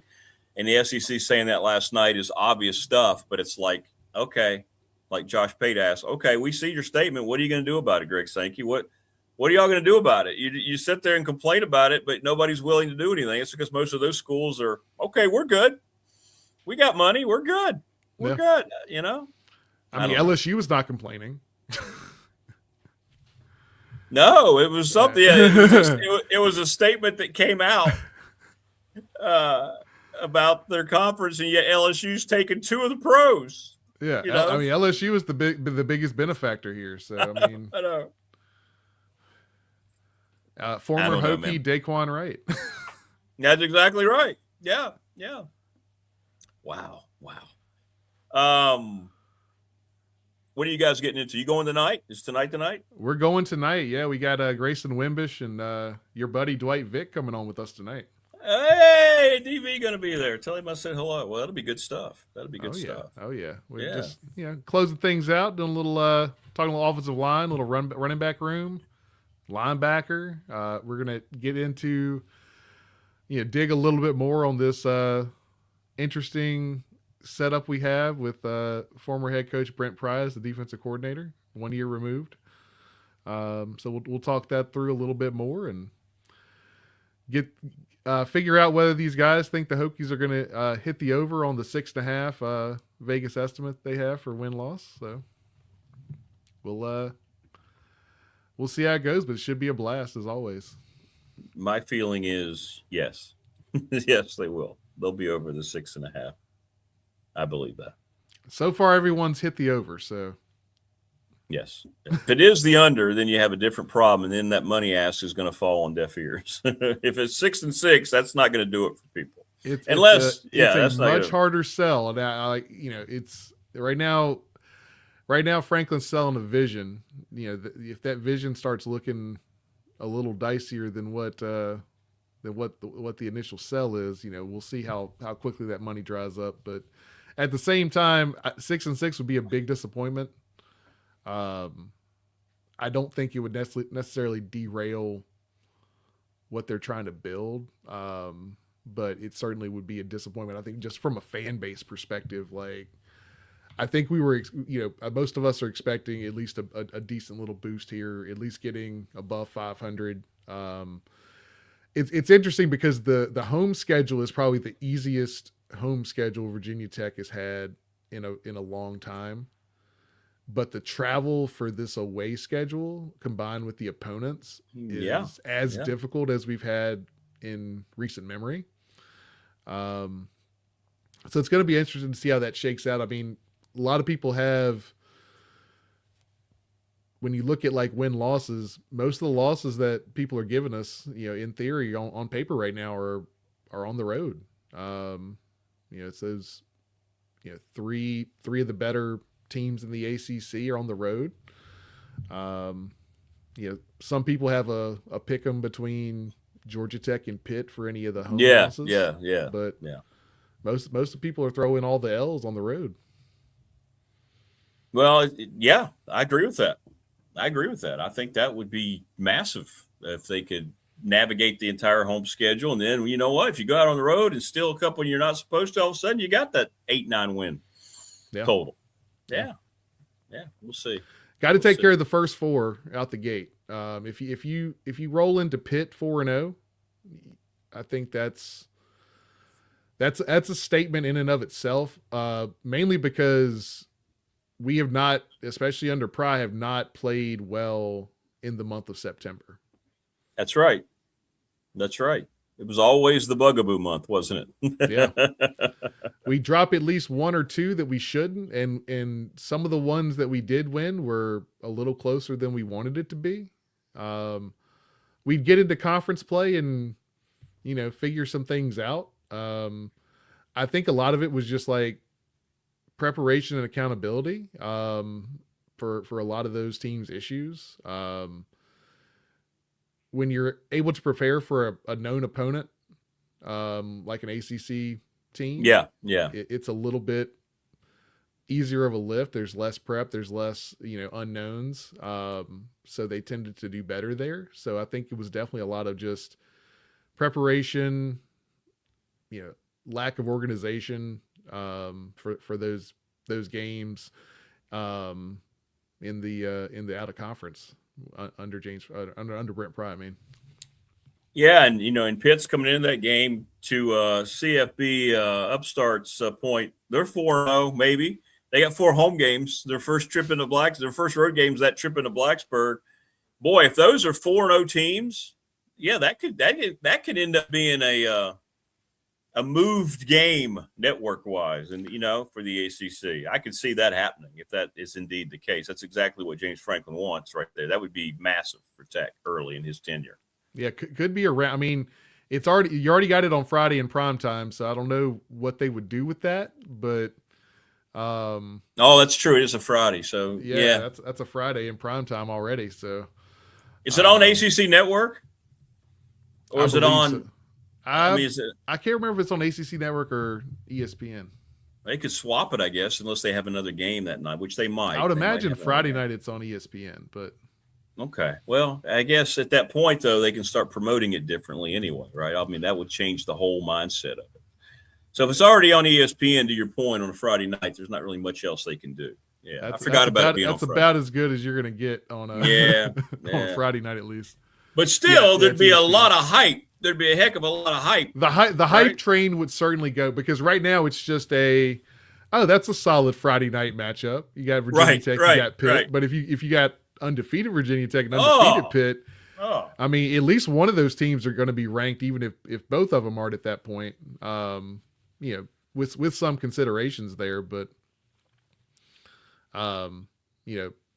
there's potential for both teams to potentially even be ranked at that point, even if it's like 23-25 or something like that. But do we know the Pitt? What are the Pitt 4 games here? Let's see. Miami, Ohio, UCF. Okay. Yeah. All right. Not all. Syracuse conference game. Yeah. Bucknell. So yeah, they could very well be 4-0, and then they go to Tech, and I would not want that to be my first road game. No. I wouldn't want a night game in Lane Stadium the first time I corral the boys on the bus or on the plane and say we're going to go to Blacksburg. Come on, That's not ideal. I mean, Syracuse might have a puncher's chance at taking Pitt down. UCF is a decent opponent, but I don't think they are. I don't think they'll win that game on the road. The other two are definite W's. Yeah. Narduzzi and Franklin got a little clash in the person. That'd be fun. Yeah, that could become a big thing if nothing else. Yeah, absolutely. It's so easy to hate Narduzzi. So yeah, that guy's pretty brash, isn't he? He's just that guy. He's a pretty good coach, but yeah. My favorite Narduzzi soundbite that came back to bite him in the ass was before Bud's last home game. Talking about, we prepped all week. We're not going to jump off sides in Lane Stadium. And then they jumped off twice in the rain in series. That game. Yeah. Right out the gate, I was like, all right. We understood the assignment. I appreciate that. We understood the assignment. But you failed. You failed miserably. Yeah, that's funny. Well, we'll see how it all plays out. Speculation's almost over. I'm glad we have football. What do you think? You got Carolina, TCU. I'm not going to throw in the Stanford game. Virginia, NC State. I'm so glad to know now that it's a conference game. What do you think? How do you think? You think Carolina's at least going to, being in Ireland, first game, lots of new players at TCU, you think they can at least put forth a better effort than last year at home when they got just completely blown away? No. Honestly, I don't. There's so much noise going on. Like I just there's no way that locker room isn't getting some byproduct of that. I agree. What about UVA and State? I that's going to be a really interesting matchup because that's fun. Yeah, we're gonna see what Bo's got at quarterback. I mean, I think the biggest thing that UVA is returning is offensive line. I think everything else is kind of there's some question marks at other places on their roster, but their offensive line should be pretty solid again this year. So it really kind of comes down to what can Bo do at quarterback? What are some of the other things that they were able to do on defense? Kind of resetting that defense a little bit. Is that going to kind of lift them back to where they were last year, or are they going to still be kind of up and down like we've seen historically under Tony Elliott? It's a little bit of a starting running back's got a little bit of issues going on with some devious activities. You're right. UVA's going to have to replace that backfield, and one of the guys they were counting on. Yeah, got a little setback right now with some things he should have been. A little setback. Yeah. So we'll see. But yeah, it's going to be a lot of fun, man. And it's always a lot of fun catching up with you. And I hope you guys have a lot of fun tonight. Always a blast, Rick. Really appreciate it. And yeah, we'll have a good time tonight. So come check us out at 9 p.m. All right. Be sure to tell DV I said hello. Will do. All right, brother. Take care of yourself, bro. Have a good one, man. Rick. Be good. You too. There you go. Ryan Siegler. Great stuff from him as always. Check him out tonight, 9:00. He's got Dwight Vick will be on there. I agree. Bub Stark. Winner of Pac UVA could be. They're going to have an inside track because of their schedules. And we've said this a lot. How in the world can Virginia skate by with that schedule again being so advantageous back-to-back years? Again, the ACC not paying any attention is the only way I can quantify it. Yeah, I saw that, Prometheus. The ACC said the ACC was better than the Big Ten. Coach, let's just settle down a little bit.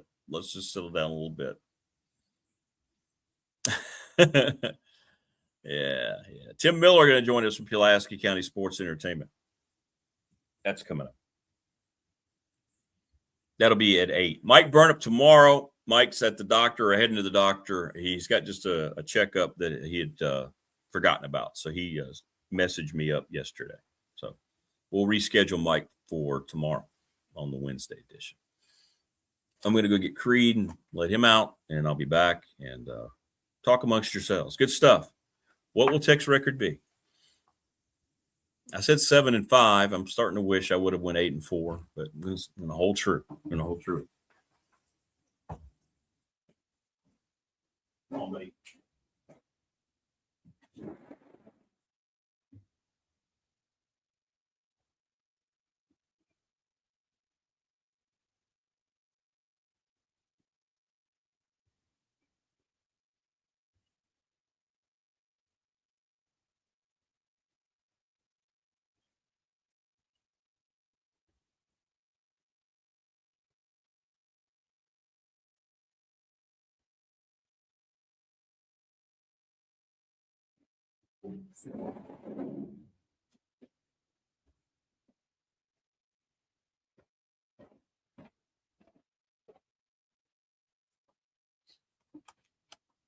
It's such a nice morning. Jeez. I mean, you got the sun now. It's a little chilly still, but I'm digging this weather. It feels like fall is here, man. It's like it knows football is coming, and it never ceases to amaze as we get into the first weekend of high school football and college football that the weather starts to say, okay, it's time to get there. It is time to get there. And that's what it feels like right now. Beautiful morning. A little brisk if you're out earlier, but it feels good. Feels good out there. Loving it. Great job in chat today. Thanks to all of our sponsors. Upstart says, in my humble opinion, the result of the home Pitt and GT games will determine 6-6 versus 8-4. Yep. I think they're both going to be really close games, but being at home, Tech gets an advantage. I don't like if I'm a Pitt fan, I don't like my first road game being there. I think being protected with 4 home games is ridiculous. I mean, I don't know why that's allowed. I think there need to be some more buffers on scheduling in college football. And Georgia Tech, is that now a program, right, without Haynes King? Brent Key's done a great job. He's a good football coach. And a lot of people think they're going to be better than many people are thinking they're going to be now. So we want to thank Family Fencing, sponsor of our studio, 540-200-8294. Get a quote today. Mark Hunley, McClellan Chiropractic, 155 Walters Drive over in Christiansburg. Mark does a great job. Go see him, get your back and your body refurbished. We're presented each and every day by Pulaski County Sports and Entertainment. Tim Miller's scheduled to join us here. We'll talk to him about all the great things coming up there. Little River Heating and Air, 1095 Radford Street in Christiansburg. I mentioned, make sure your heat's ready, 540-553-2971. The attorney Ryan Pryor, BDST Fan Question of the Week, 701 West Main Street in Radford, Trust and Estate Planning. And who is the greatest all-time NFL coach? That's our question this week. Hit me up on the Professional Door text line 3910788, or you can DM me. National Bank member FDIC, the exclusive banking partner of me and this program. And we mentioned Professional Door, Travis Williams up in Dublin, 40 years in business. They are the best. Appreciate them. Sponsor of the text line here on the program. ReadySetFund.com, BobChrist11 @Gmail, BOBCRIST. And check up on ReadySetFund.com and how they use text messages to help you raise money for projects, uniforms. Floyd County girls raised $4,300 for their uniforms. Sundown Electric, one of the most reputable electric companies in our region down in Elliston. The Smith brothers continuing what their father had built. Every time I talk to Jeff, they're always just so busy. They do it better than anybody, and they're very conscious trying to keep costs down. Thanks to Brandon at Top Shelf Apparel. The NRB Super Bowl, 540-382-5525. Leagues are forming now. Kids leagues are trying to get those full by September 12th. I think they're doing a pretty good job with the men's, women's, and mixed leagues. And Lawson's Mobile Home Supply, that's James Lawson. He's done it since 1997. He's a big Tech fan. 540-381-8011. Manufactured parts for your home. Great, great stuff. Great stuff. So thanks to all of the wonderful sponsors. We could not do it without you.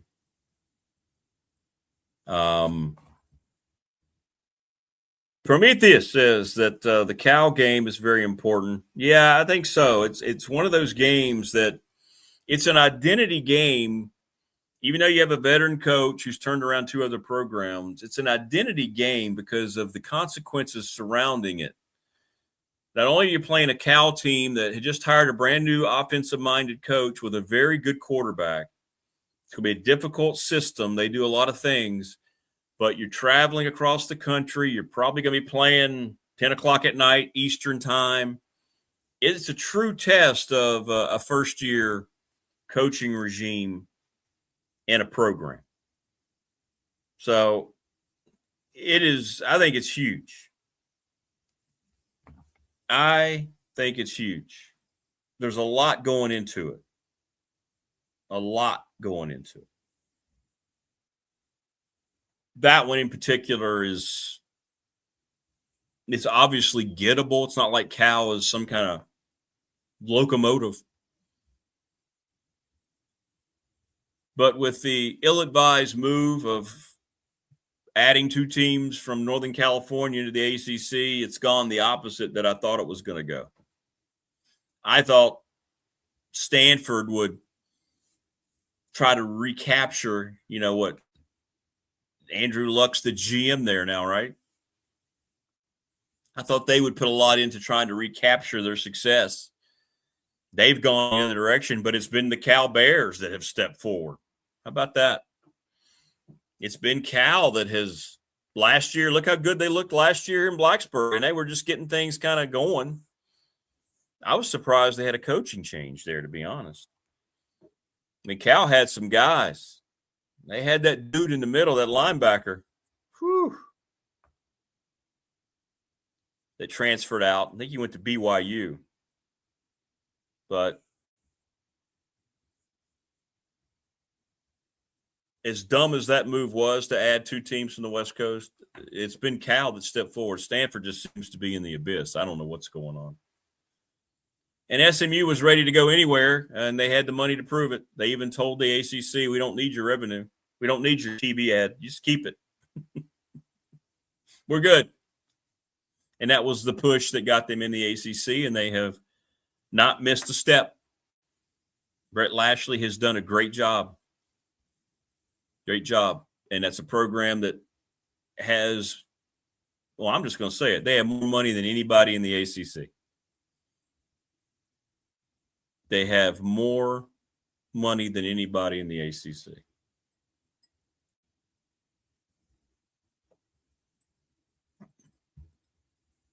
They do. They do. Well, we'll see about Stanford. We'll see. Problem with the ilk of the California schools, they have presidents and chancellors that don't want football to become something on its own, even though they know that that is what butters the bread. They try to say, we've got all these programs. Oh, my goodness. Well, football, boy, so much attention is paid to football. They need to get back in that mindset. Like, Virginia Tech has no problem with that mindset. Ohio State has no problem. Alabama, they have no problem with that mindset at all. And that's what they need to get back to. At one point, they didn't really have that mindset out in Stanford. But then all of a sudden it became, remember the tight ends they used to bring to the table? Man.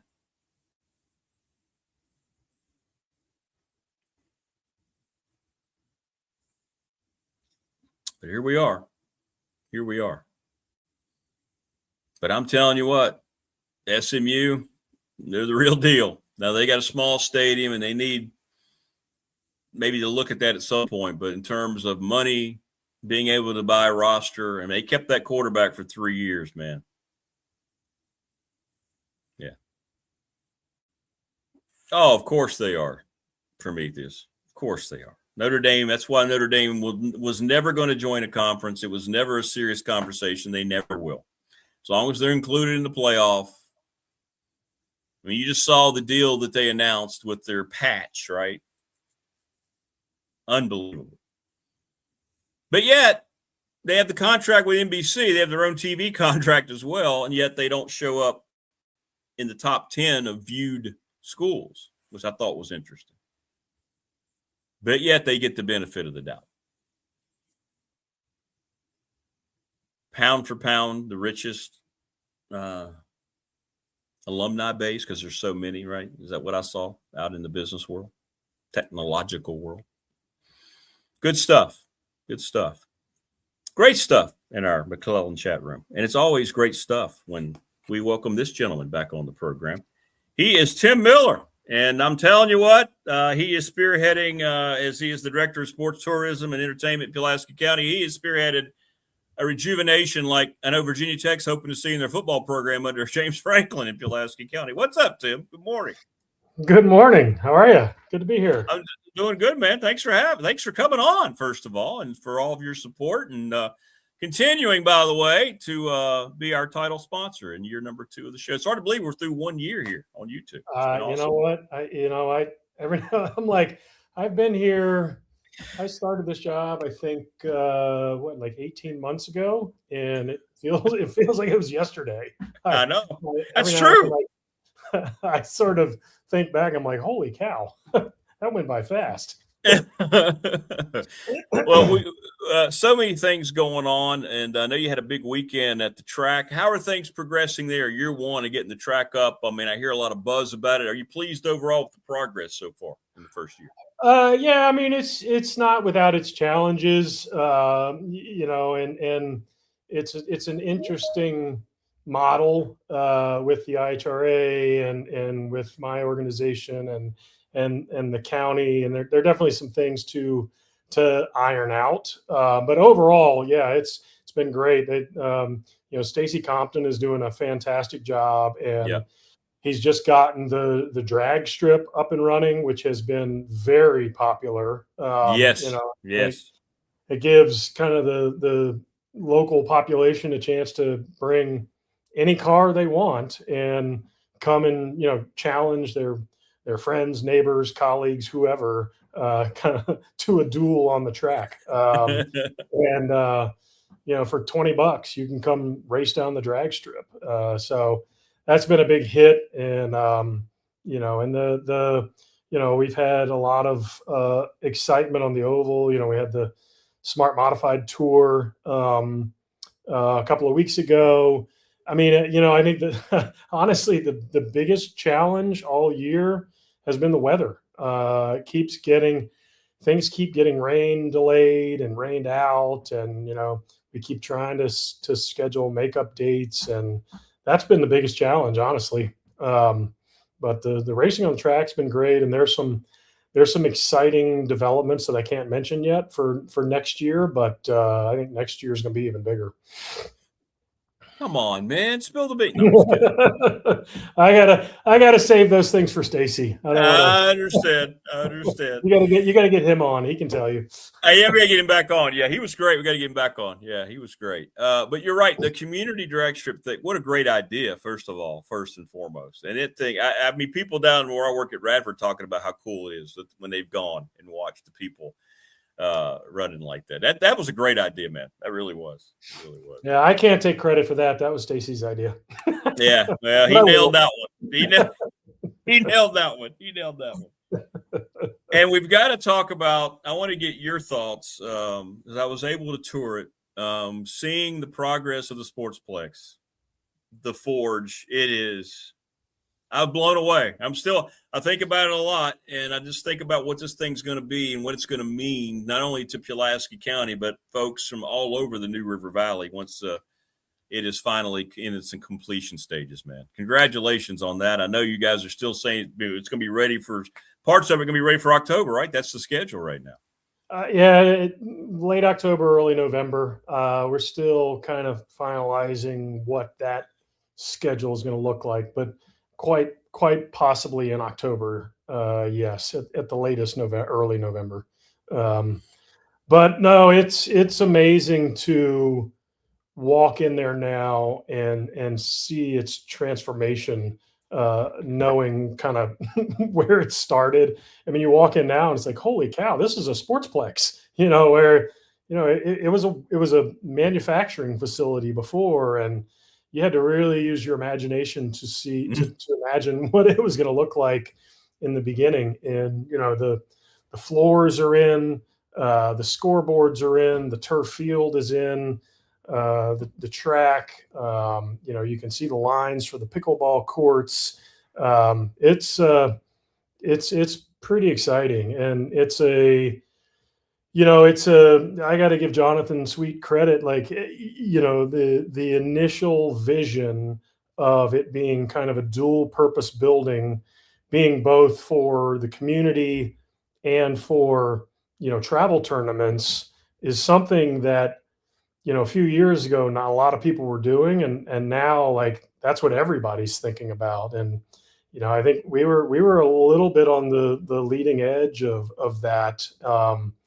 And you combine that with the fact that we repurposed a building rather than building new construction, right, makes the business model and the economics of the whole thing it's never easy, but it's a lot easier than it would have been. Yeah. Right. Well, yeah, hitting that combination, and I talked about this with Jonathan, seems to be a stroke of genius, because you're going to be able to attract folks from outside the community. I know there's been a lot of sponsorship from outside our area, heck, even out of the country that's interested, but yet it's going to have that community draw. And I think recognizing that, Tim, as early as you guys did, that's huge. It's just huge. Yeah. And I tell you, in the last few months, I mean, we've been doing a lot of industry outreach and industry market. I've been going to a lot of industry events, doing a lot of marketing in industry publications and websites. And, it wasn't until I'd say probably about 2 months ago, I don't know what, all of a sudden the floodgates opened. And I mean, I'm almost every day, certainly every week, a few times a week, I have tournament owners and operators reaching out to me going, "Hey man, I've heard about your sportsplex. Like, we want to do this there. We want to do that there." I mean, all the contracts aren't signed, but I have verbal commitments that have filled the calendar from January to June of next year. Wow. And it's a lot of basketball and volleyball, and my focus now is trying to diversify a little bit. But it's been, and these are, particularly on the basketball side, these are some of the top basketball tournament organizers in the country. So it's exciting to see everything that we've been talking about and everything that we've been working towards start to come to fruition. It's very rewarding. Yeah, because you go to work every day and you see more progress. There's not a lot of places that can say that, to where you're just rewarded with that because of your efforts, right? That has to just make you feel like, wow. When you got here, did you imagine it? Has it happened as quickly? I know you talked about 18 months you've been here, but as the progress, it seems like it's happened quickly. It may not feel that way with how much you put into it, but does it feel like it's happening pretty quickly?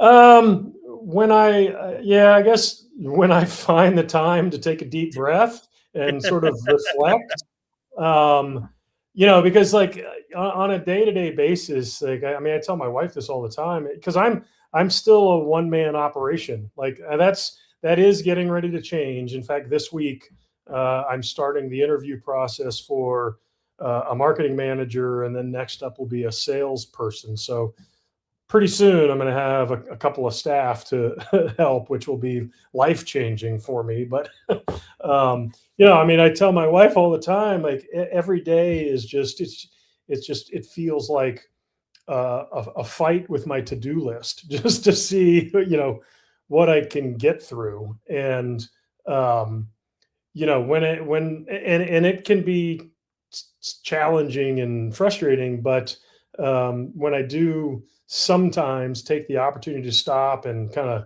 look back, I'm like, oh, okay, I feel a little better because I feel like I've gotten a fair amount done. It just doesn't feel like it in the moment. Well, yeah, those positions you mentioned, especially the marketing position. I know a few of the people that have applied, and they've come to me and they've asked me about. Yeah, I said, yeah, you should, absolutely. You want to try to jump on that train? You should, yeah, go for it, because I see the progress and being where I grew up and so forth. I mean, I'm not living there now, but it's so exciting to see. It's so exciting to see. Yeah, So it is. Yeah. Well, I know something that's kind of really personal to you too is the BMX and what's coming up here next month. And we had a lot of people reach out in this tournament and this involvement, and so because I won't say everybody, most people have a bike. Most people are out doing things, so they can relate so much. And creating these events from a national, regional perspective that people can relate to on their own is such an appealing thing for the community. Yeah. So we created this thing called Pulaski Mountain X. It is a bike race. It is something that, as you said, is personal to me. I'm a former road cyclist myself. Yeah, that's awesome. Road cyclist, and I've headed up some pretty big events in the past. And when I came here, like, I think I've told you this before, like, it wasn't my intention to create another bike race, but the more time I spent here and the more people I talked to, it just seemed like a no-brainer and like something that was people would really gravitate towards. And so we started to think about, like, do we do a road race? Do we do a mountain bike race? And we settled on this thing called gravel racing, which is a combination between road cycling and mountain biking. It's basically a road bike with knobby tires that can go anywhere.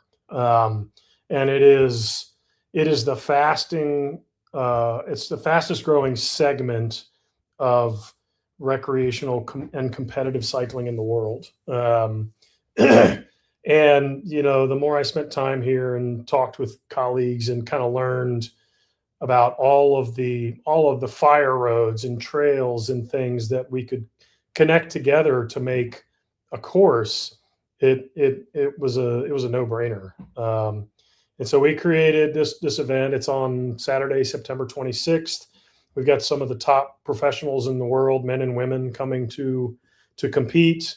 And I've told Jonathan this. I think it has the potential to be one of the most impactful things that we do. I mean, you can't replace what the Sportsplex is going to do, but this is a different kind of impact because, a cycling event, it's one of the few things that takes place in the public right of way and has the ability to showcase the region like nothing else. And so I have hired a filmmaker to produce sort of a docu-style video of the event, which will kind of tell the story of the event, of the race, of the event, of the region. So, I mean, it'll basically be a 30-minute tourism movie of the New River Valley that will be seen awesome. all over the world. And so, you can't buy that kind of. We are buying it because this is not a cheap event. But, true, very true, very true. But it'll be worth it, I guess, is the point. And there's different levels in the mileage too, right? That people are going to be. Yeah, I thought that was really cool. So we're trying to do something that anybody can try. Like, so there's a 30-mile distance, there's a 50-mile distance, and there's a 100-mile distance. And so and the 100-mile race has 12,000 feet of climbing. So it's billed as one of the toughest gravel races in the country. And I think it's gonna live up to its reputation. Hopefully we don't get through it and everybody's like, that was too hard. Right. So I don't know, we may make some adjustments for year 2, but we'll see. I mean, part of me wants to kind of build that reputation as the hardest, because then hopefully it becomes something that people aspire to do in the future. But yeah, it's and so it's our hope that kind of local people, regional people that have always wanted to try something like this, they can aspire to do the 30-miler, which is totally doable for people that do at least a little bit of cycling. The 50-miler is a little harder, and then you got the 100-mile that's it's reserved for the professionals and elite amateurs. Yeah. You going to jump in there? You're going to go back? You're going to bring out the bike again for the event? No, the funny thing is, I still ride a lot on the road, but I don't even own a gravel bike, and so okay. It's it's one of the things on my list that I need to get, and I'm hoping that through the course of this event, maybe some bike manufacturer will say, "Hey, we're going to give you this gravel bike." That's right. Although I guess I can't accept that, though. I hadn't thought about that. Were you out there? Were you on the jet ski a couple weeks back? Did you get involved in that? Were you out there? So I was in charge of running that event too. Yeah. I had intended to have it. So we had a corporate race on Friday, where we get public sector, government teams, private sector teams, and then we had a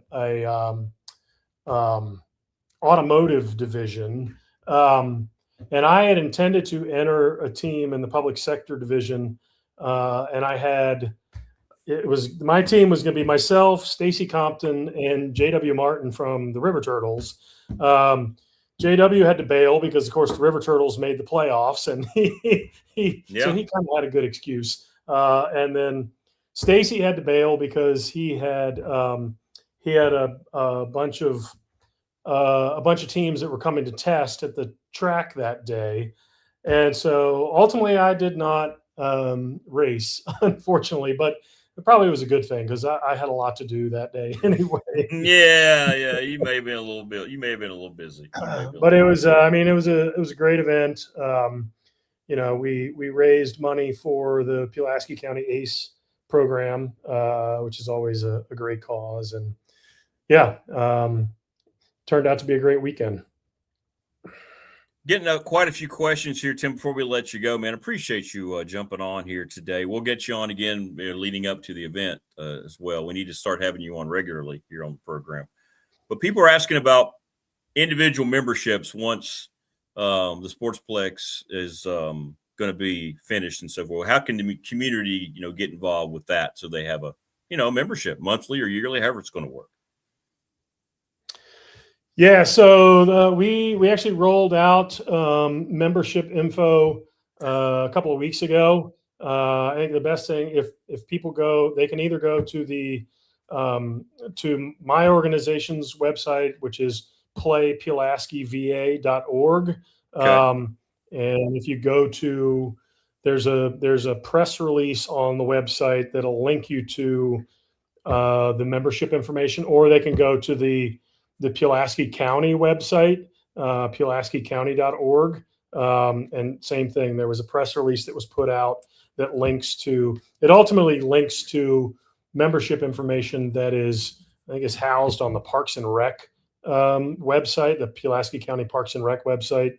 Okay. So Parks and Rec is actually overseeing the membership component of the Sportsplex. And so Shay Dunnigan and his team are managing all of that, but it's that information is out there. We're still finalizing kind of when, and it all goes back to the timing of when we're going to do a grand opening and when we're going to put those memberships on sale and all that stuff. But it's coming very soon.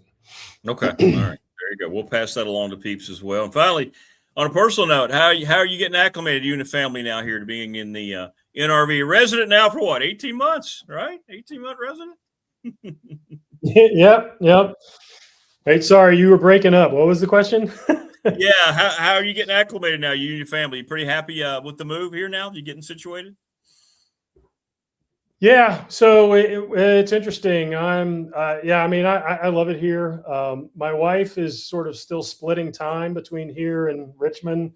We are now officially empty nesters. So my son graduated from Alabama in May and just moved to Florida to start his new job, his first job. And so now we're finally at the point where we're like, all right, we got to figure out what we're doing with the house in Richmond and what we're going to do here. And so my wife is actively kind of getting rid of things in Richmond and starting to prepare for that transition. Well, I'm with you. I'm a fellow. Yeah, I mean it's great here.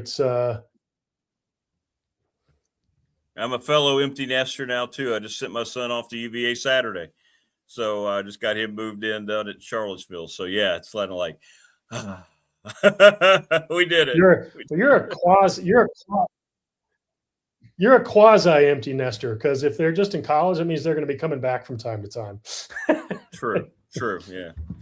Now I'm depressed. Now you're right. You're right. All right. Well, Tim, thanks for coming on, man. It's still a good step in the right direction. It is. Hey, brother, appreciate the time, man. Thanks so much. And congratulations on everything that you're building. And let's do this more frequently.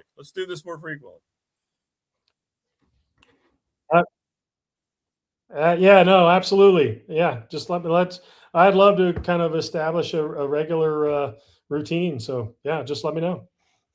We'll do it, man. We'll do it. You have a good rest of the week, man. Appreciate you. All right. Thanks. You too. Thanks, man. All right. There you go. Tim Miller. He is the director of tourism, Pulaski County Sports Entertainment, doing just a terrific job. Sports tourism. It's always great to get those updates. What's going on, Christopher Lester?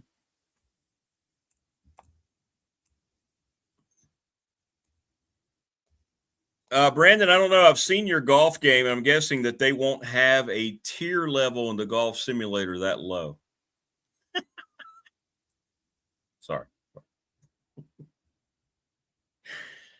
You know what they need to do? They need to have a bowling simulator. Maybe I should run that, right? Right, Brandon? Brandon.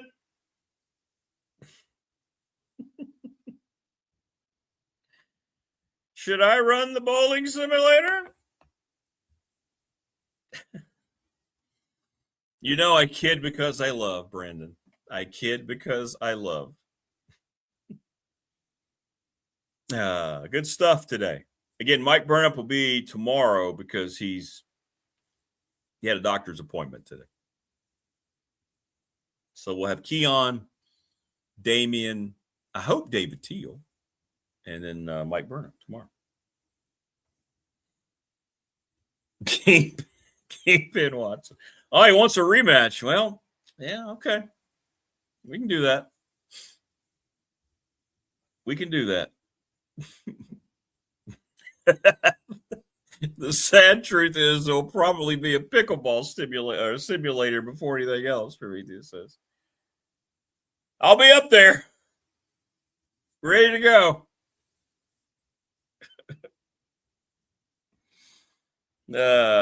We just, since Radford, we no longer have tennis programs at Radford University. Half the courts are now pickleball courts. I think they're being rented by recreation or somewhere, I'm not sure, off campus, but they did a nice job. Watch the transformation. I guess pickleball is just going to be a thing, isn't it? Like, it's not going anywhere. Change the name of it. I want to watch more of it now that we have courts at Radford.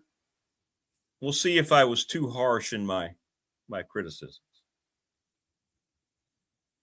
We could live stream the rematch. We could live stream the rematch. Yeah. We could figure out some way to do that.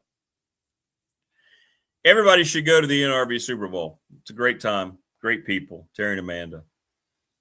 And we had a great time at the Bash. And wasn't that just a great vibe? I can't imagine ever leaving the bowling alley unless you're frustrated about your game. Can't imagine ever leaving the bowling alley in a bad mood.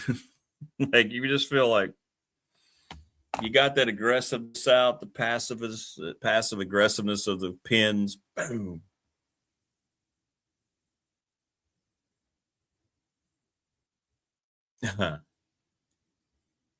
Watch Andre Agassi and McEnroe play pickleball. Yeah. That's true. It's probably all McEnroe should be playing at that point, right? He's getting a little up there. Morris says pickleball is fine. It's the one place you can dilly-dally. People on the professional text line say we need to have a BDST pickleball tournament. We could do that down at Radford.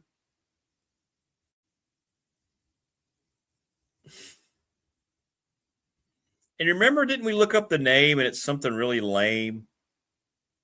Like they did it after the wife's dog or something. Pickles.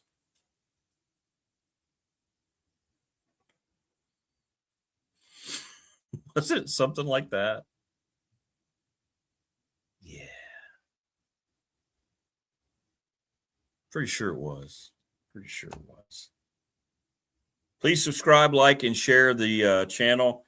Whenever you watch a video, means a lot if you would like the videos as you watch them.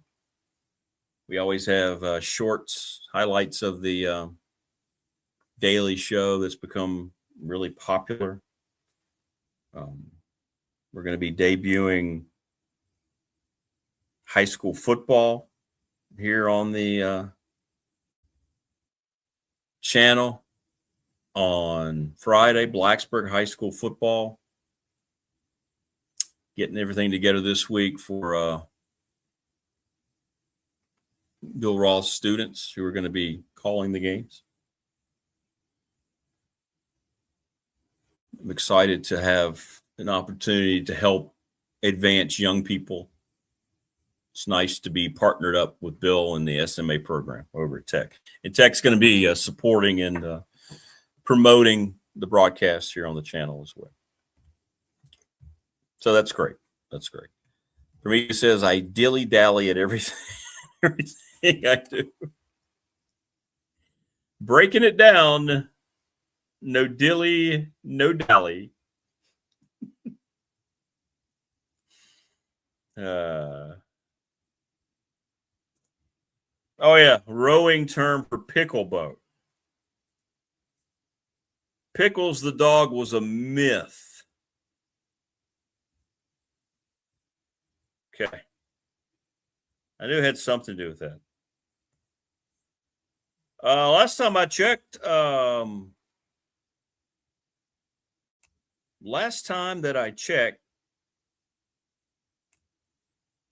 Chris, Coach Rags is doing okay. He's going through his treatments. He would have told me if something was going on. He's been very good about updating me. So I think everything's going okay with him. I do. I think he's okay, or as okay as he can be going through all that. He announced his prostate cancer diagnosis the last time he was on with Marty. So, yeah, we're okay. I think we're okay.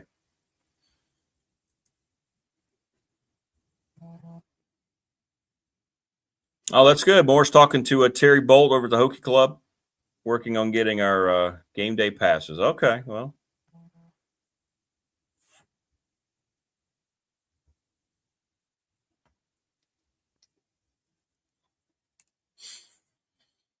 Hey, Brandon, you have an open invitation. You just, you stood me up and you threw Neil under the bus that one time.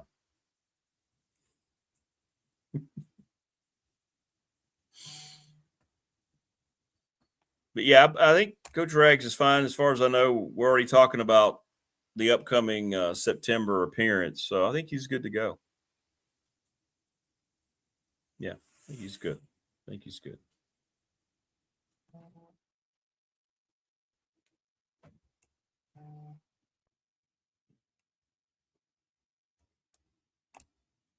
Sorry, getting lots. I mean, the professional door text line is blowing up today. That's great.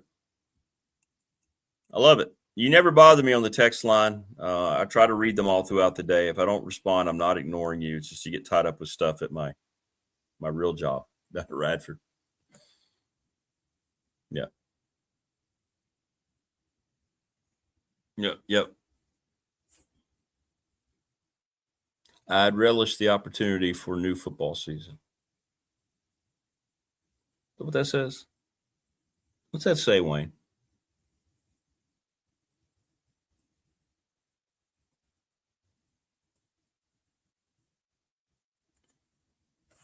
Any event. Thanks, everybody. It's been a great day today. A lot of fun. Oh, relish pickle pun. Okay, I got you.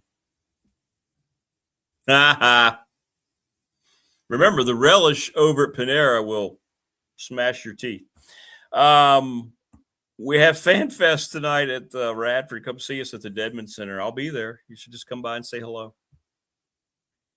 We got a busy week. Fan Fest tonight. We got the Welcome Back dinner tomorrow. We got live broadcast. Won't be able to pop on Thursday. Got a live broadcast with women's soccer. I'll have to go over to the Blacksburg football game on Friday. Busy week. Busy week. All right. Brandon will be there. Oh, good. Well, good. Maybe we can set up a bowling alley and just do it out there, on DCF. Enjoy the rest of your Tuesday, everybody. Tomorrow will be the Hump Day Wednesday edition. Please, again, subscribe, like, and share. Thanks for all the fellowship, and we will see you tomorrow.